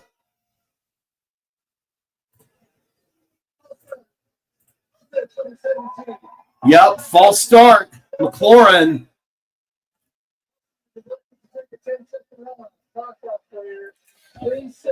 I mean, they've won 3 in a row against the Raiders, so I don't think it's that bad. Here, let's see. Is he not set for a second? No, he is. Oh, that's a bad call. That didn't look like a false start at all. That's a bad call.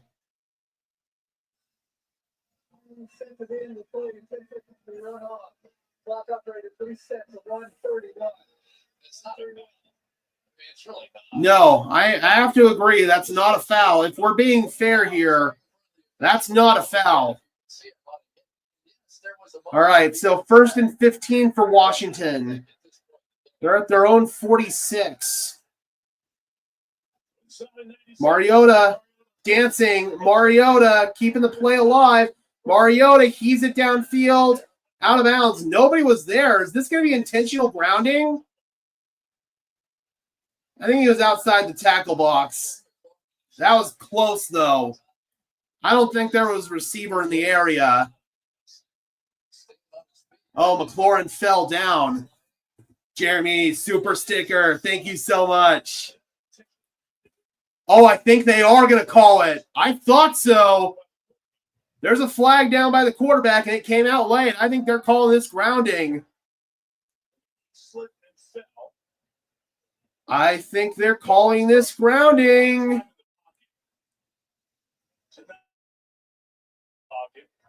That's what Clark is saying. And this has lost it down with it. It does. What are they going to do? Are they going to call this? Commanders fans are not happy about it. I think he's talking to New York, maybe? 10 seconds is involved with this as well. Yes, there is. Are they going to enforce the penalty? Yes. Intentional grounding. I thought so. He wasn't outside the tackle box, and there was no receiver in the area. McLaurin had fell down, and Mariota threw it in like the opposite direction of him. I think Mariota at that point said, I'm just getting rid of it. Mariota. Threw it over his head. I guess he just threw it too far. Check McCollum. So this is absolute not grounding, guys. He throws it over the head of number 17, who is outside the numbers. By rule, that is not intentional grounding. Okay, so seems like the officiating has been kind of a blunder here. Denver gets this win. They might have an assist on this one. 2nd and 25. What the hell is going on here? They're talking about it again.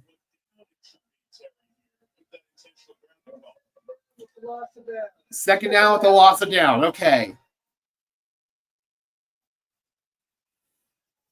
Yeah, definitely feels like they are, which I'm not mad about.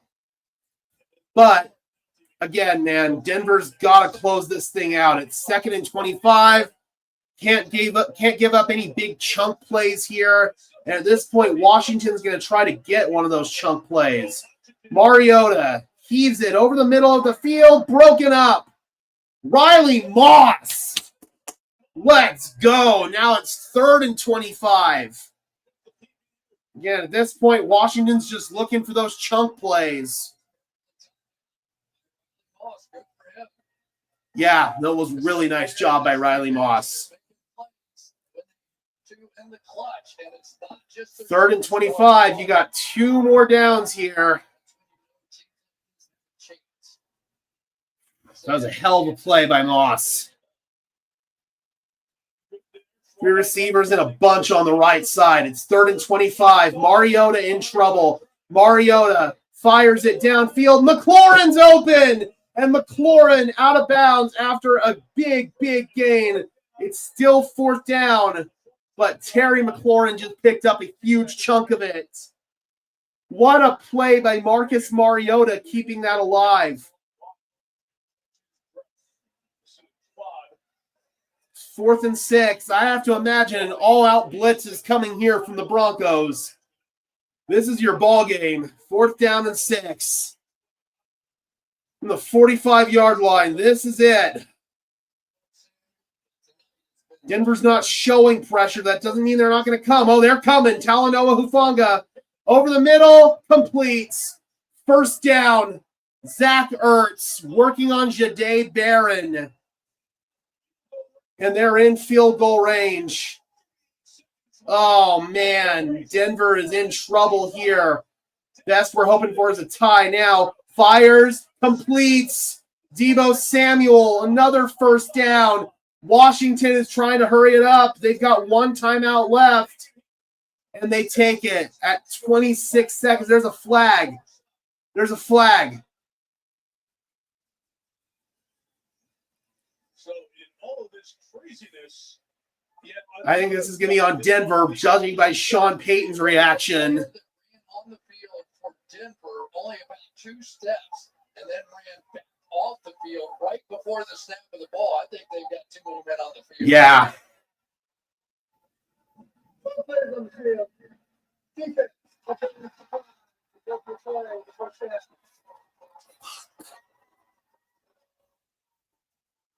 "26 seconds left.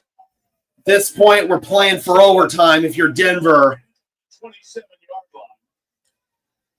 It was a 1st down for the Commanders. You just got to keep them out of the end zone at this point. All the way up here on the top. Yep. 12 on the field. That's a good call. Start talking about winning the game. If they were getting ready to take the time out, a chance to get themselves collected. And they get the clock set. Denver might be in trouble right now. Keep that time so everything's available to Washington. And they also got Terry McLaurin back on the field. First down and 10.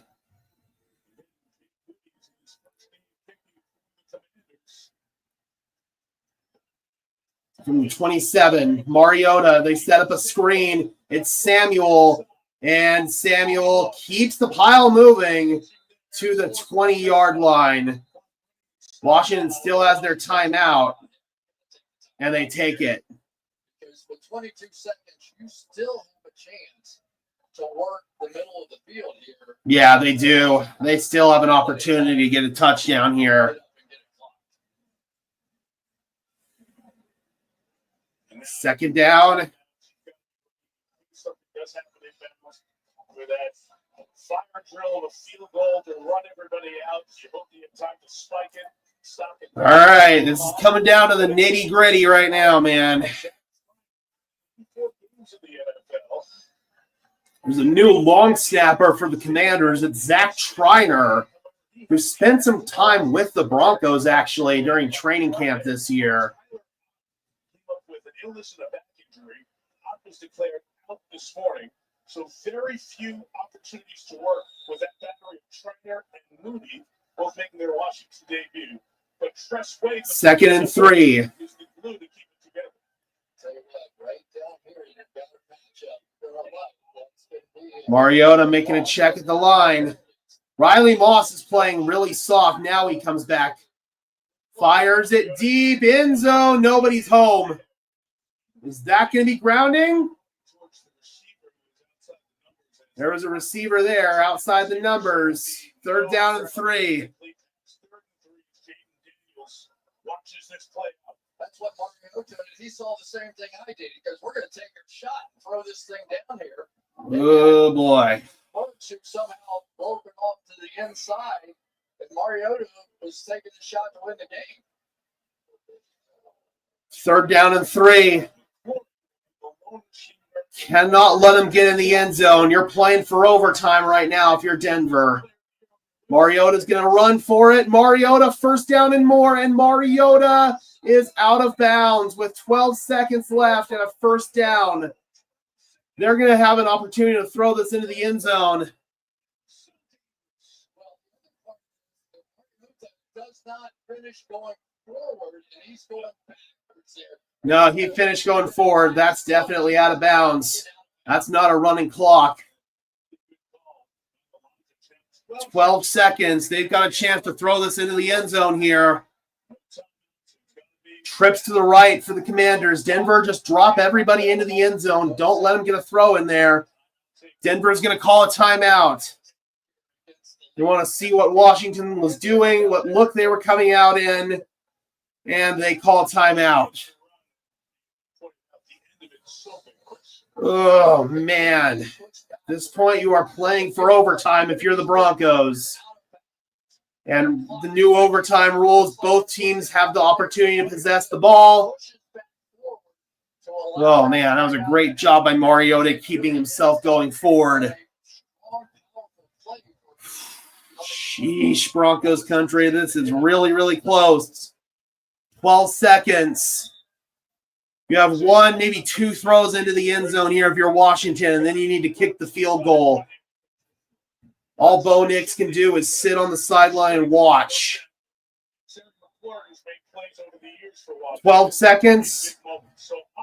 Washington's out of timeouts. Denver has one timeout. 3-man rush. Marcus heaves it out of the back of the end zone. Nobody there. 7 seconds left, and are they going to kick it right now? Or are they going to try one more throw? Sheesh, Broncos country. Sheesh. Yeah, I think you've got enough time for one more throw into the end zone if you're Washington. Marcus says he can't hear the play call. I mentioned cardiac medication, right? All right, 2nd and 10. Denver cannot give this up here. Drop everybody into the end zone. Fires out of bounds. 4 seconds left. And Jake Moody is going to come out to try to tie this game. Most likely send it to overtime. Denver's got 1 timeout if they want to ice him, which I imagine they'll do. So Jake Moody, the former 3rd-round pick by the Commanders, or I'm sorry, by the 49ers, was cut by them. It's been a brief stint with the Chicago Bears, and now he's got an opportunity to tie this game from 32 yards out. Moody, kick is right down the middle. And we're going to overtime, Broncos country, because of course we are. Little Sunday night overtime action. And remember, both teams get the opportunity to possess the ball. Denver's the visiting team, so they'll get to choose the coin toss. They'll get to call heads or tails. Oh, Lord, man.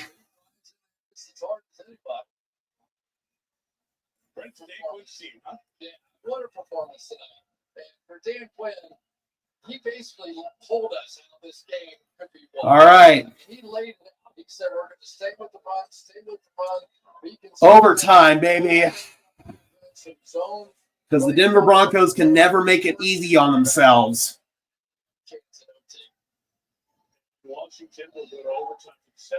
Second consecutive overtime game for the Commanders. They lost their last one in Spain to the Miami Dolphins. Lan Clark getting everyone set. 1 10-minute period. Each team has the opportunity to possess the ball. This game can end in a tie if we get to that end of the 10-minute period and it's still a tie, which we obviously don't want. Each team has 2 timeouts, and all replays are initiated from New York, so there are no coaches' challenges.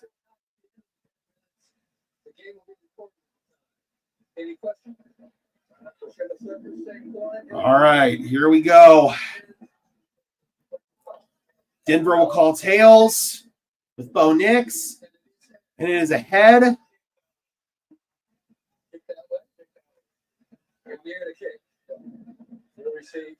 Okay, so Washington is going to defer. All right, so Washington is going to defer here. Denver goes down and they get a touchdown. Washington still will have an opportunity to possess the ball. So that is key here. Denver gets it first, but both teams have an opportunity to touch it.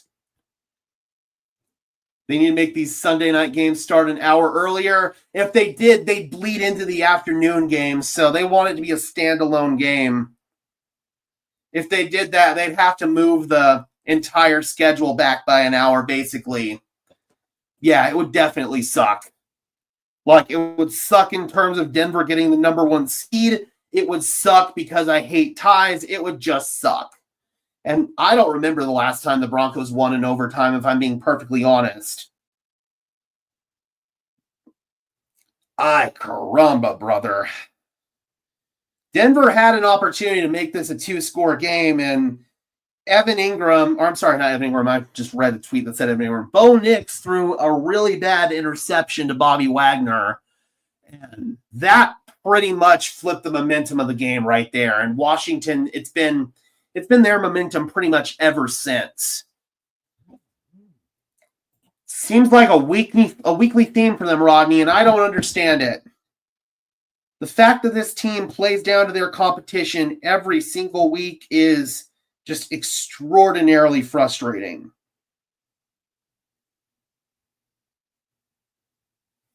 So we play on. Commanders won the toss and they deferred in overtime, so they'll get the second opportunity to touch the ball, regardless of what Denver does with this possession. Even if they score a touchdown, the game is not over. I think that's a mistake by the Commanders. The Broncos defense is tired. They should have taken the ball. Well, if they take the ball, go down and score a touchdown, then Denver can get the ball. They can go downfield. if they score a touchdown, they can go for 2 and win the game. And I kind of think that's what Washington is thinking about doing here.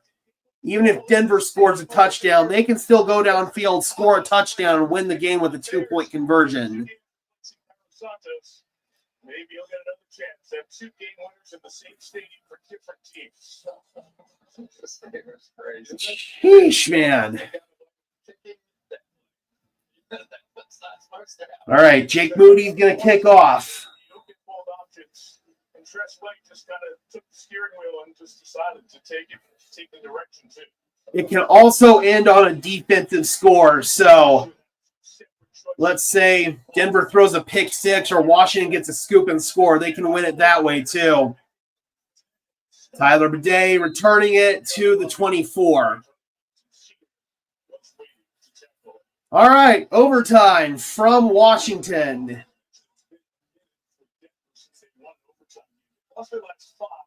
last overtime win was the last Monday Night Football game of 2015. Jesus!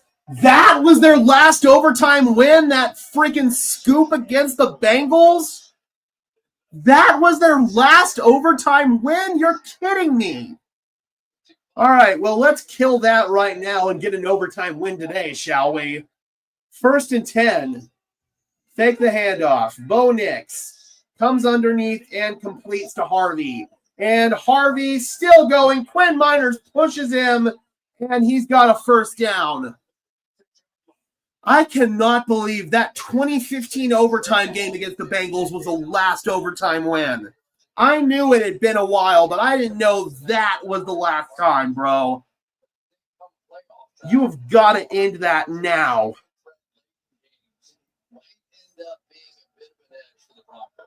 First down and 10. And if Denver scores the touchdown, do they think about going for 2? So that way a Washington 2-point conversion can only tie it.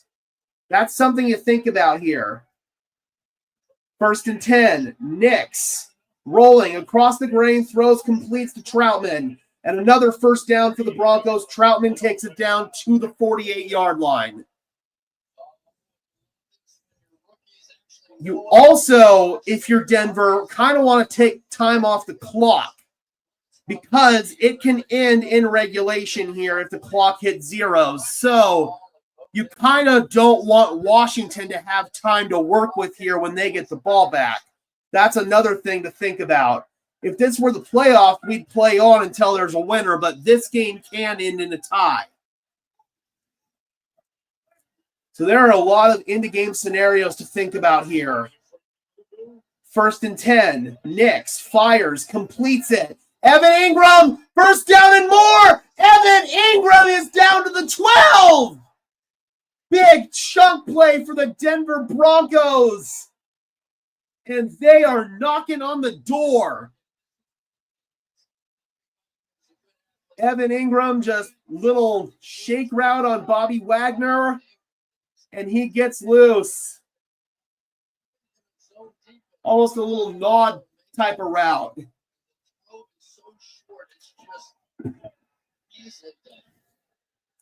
1st and 10 from the 11.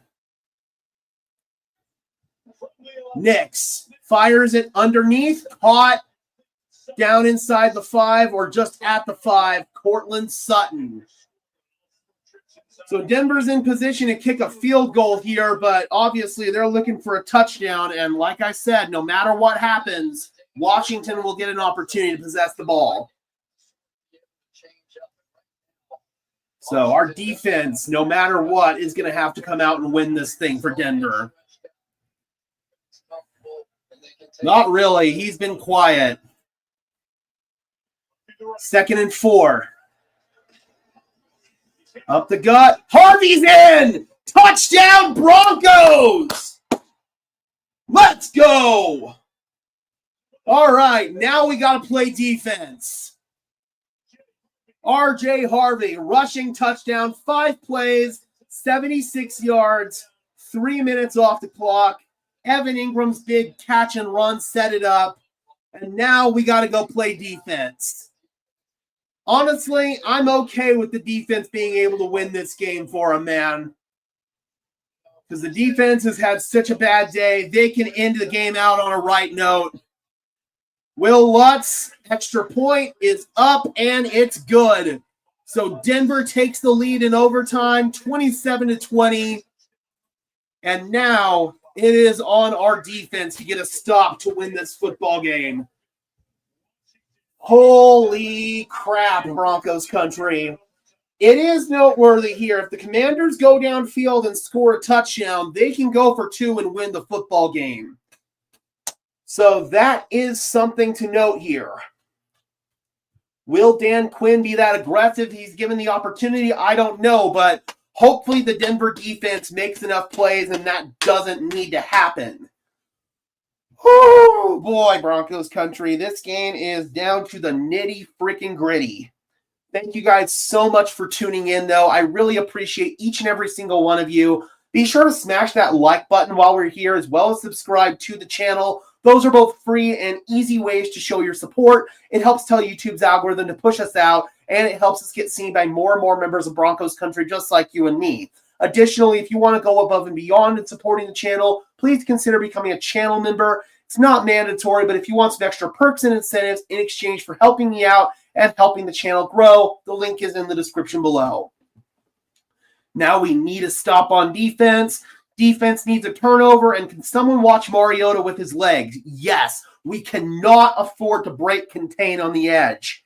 You have got to keep Marcus in the pocket at all costs. I'm willing to take that risk.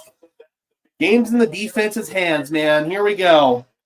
Best drive of the entire season. Broncos need a big play by the special teams. Going to take a P for the D. Yeah, that's a good idea. I probably should have done that too.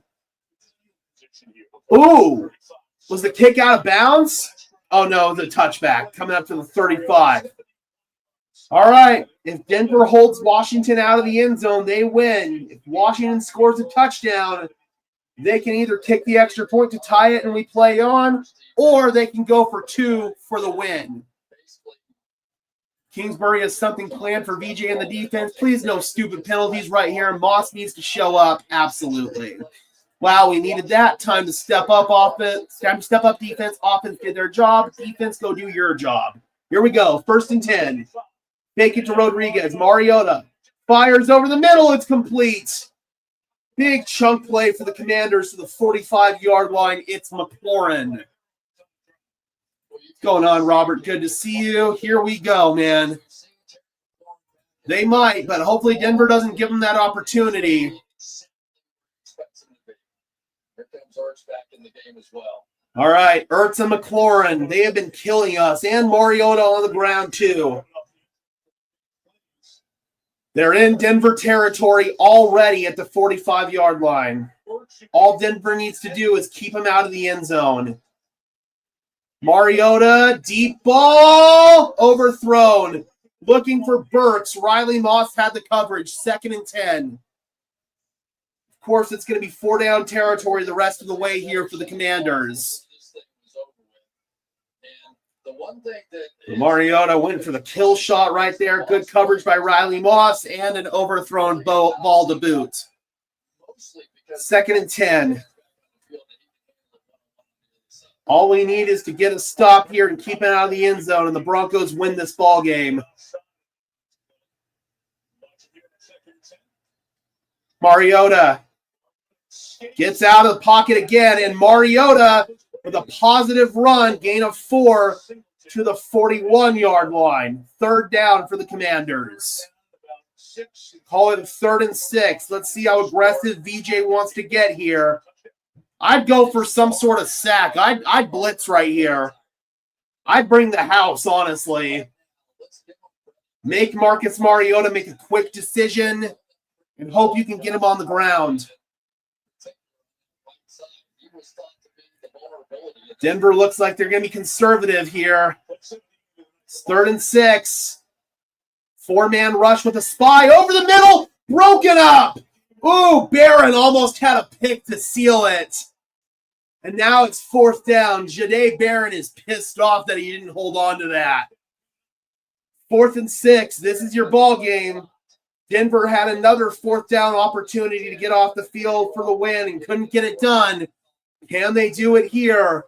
This is your ball game right here, Broncos country. Here we go. Does anybody want to use a timeout here before this critical 4th down? Maybe Washington thinks about it. They snap it. Here we go. Mariota flushing right. He is going to be throwing it. Tipped. And it's intercepted. Brandon Jones. Denver wins.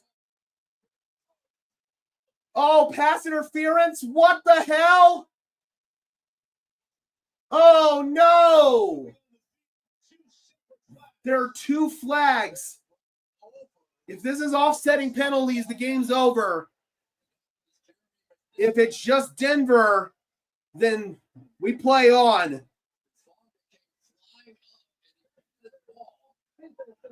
No! Pass interference on Hufanga. Oh, man, a killer defensive penalty. Oh, he did get there early. That's pass interference. Yep, he got there way too early. 1st down for Washington. So, huge break, man. And that's a killer for the Broncos. You had an opportunity right there to end the game, and freaking penalty, man. Defensive penalties. Fuck, man. 1st and 10. 36-yard line. They're going to run the ball with Rodriguez. And he's going to get about 8 yards. I'm going to tell you something. That Mariota's best play of the night was Man, dude, we had it. We freaking had it. And a lack of discipline. I get Huff was trying to make a play, but you can't initiate the contact early. That's pass interference. absolutely one of the plays of the night. 2nd and 2. List of those. Got to keep him out of the end zone, and that'll help. A tackle in the backfield. Malcolm Roach was there, just got his big payday, and now makes a big play in the game. 3rd down. 3rd down and 4. All we got to do is keep him out of the end zone. Keep him out of the end zone, we win this ball game.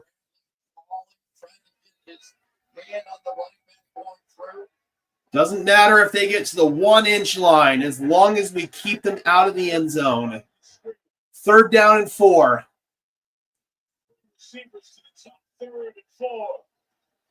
Mariota fires, end zone. McLaurin, touchdown, Washington. There is a flag.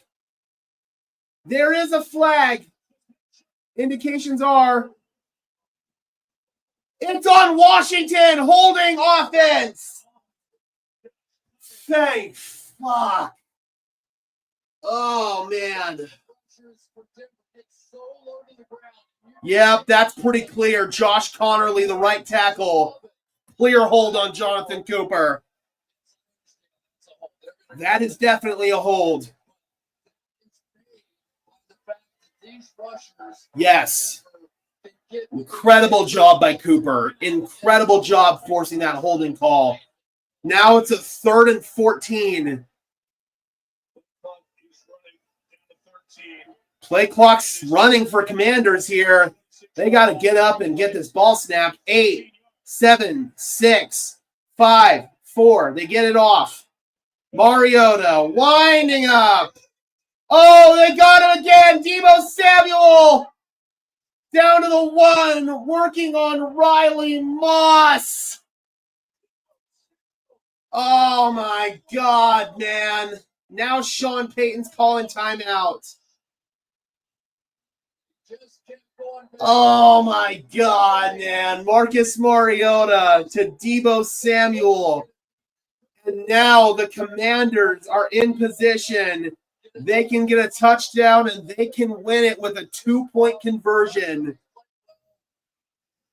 some reason. Debo Samuel. Riley Moss, he was in good position, but Samuel wiggled himself out at the end. Denver's in trouble. They are in serious trouble. Peyton called timeout. All we got to do is keep him out of the end zone, man. We're down at the 1 yard line. If Denver gets a goal line stop here, no, you go for 2 if you're Washington. You try to win this ball game. Yeah, you're going for 2 if you're Washington.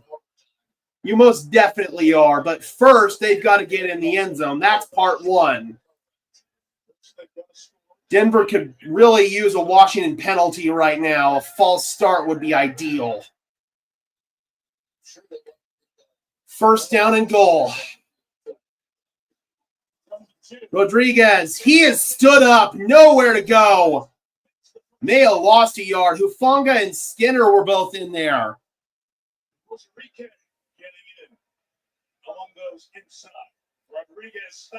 Second and goal. I will say this about Riley Moss. If that were Chris Abrams-Drain in there, he's probably giving up that same play, just for the record. I already know there are a bunch of Moss bashers in the chat. That's all I'm going to say on that. Second and goal. Mariota keeps it. Mariota, end zone, incomplete. Surtain had the coverage. It's third and goal.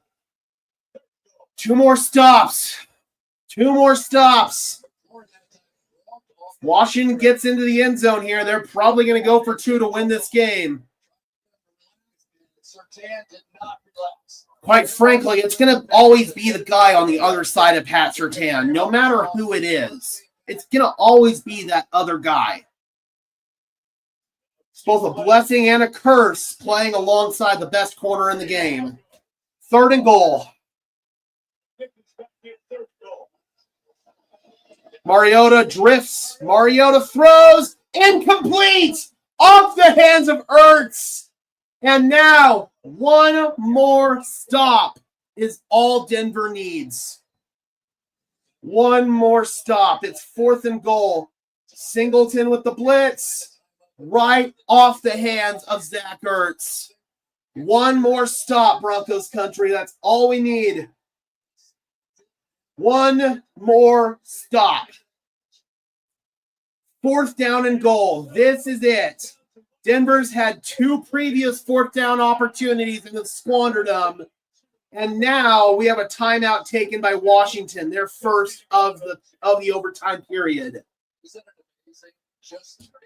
So they're going to stretch this out a little bit longer. Oh, boy.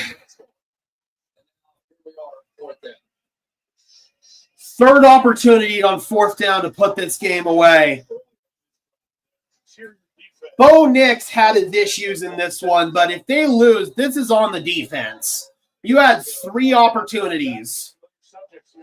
This is your 3rd. Hopefully you can get a stop. Which has been so good all night long. Again, Broncos country, thank you so much for tuning in. After this game is over, we will be doing the post-game pressers, and then after that, we're going to go live. Here we go. 1 play, 4th and goal. Mariota throws. He's in. McLaurin. Touchdown, Washington. And they will be going for 2. Washington going for 2 for the win. Denver in danger of their 3rd walk-off loss of the season. All 3 of Denver's losses would be on walk-offs if Washington makes this 2-point conversion. 1 play to end this game.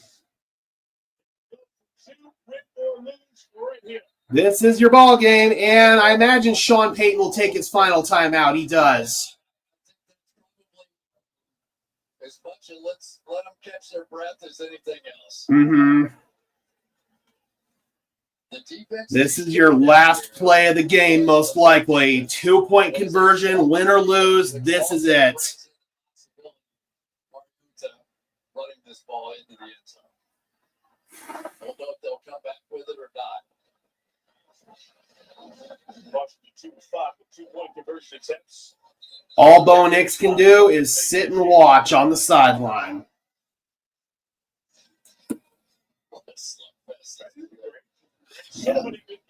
Coming right to the wire, man.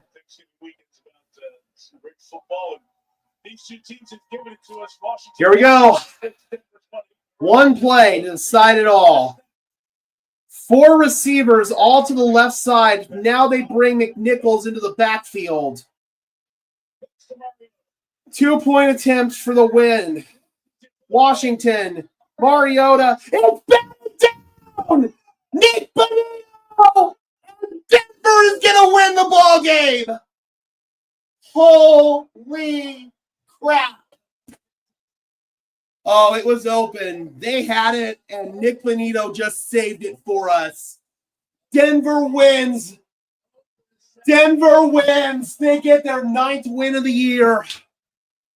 Woo! I got 2 words for that game, Broncos country. Holy shit. Oh, God. Denver is lucky to come away with this. But on their last friggin' breath, the defense comes through. Nick Bonito comes through. Batted ball. I mean, that was wide open, dude. That was a walk-in touchdown. Oh, God. I need several bong rips now. Holy crap. I'm going to go take that. And we're going to bring in the post-game presser. You know that Club Dub is going to be lit, man. This was a hard-fought win, a frustrating win, but they all go down in the same win column. Denver gets the job done, 27-26 on literally the last breath. Rodney says, what happened? Washington had an opportunity for a game-winning 2-point conversion. Nick Bonito batted it down, and it's over. If you think this sport is boring after watching that, then I don't know what to tell you. All right, Broncos country, thank you so much for tuning in.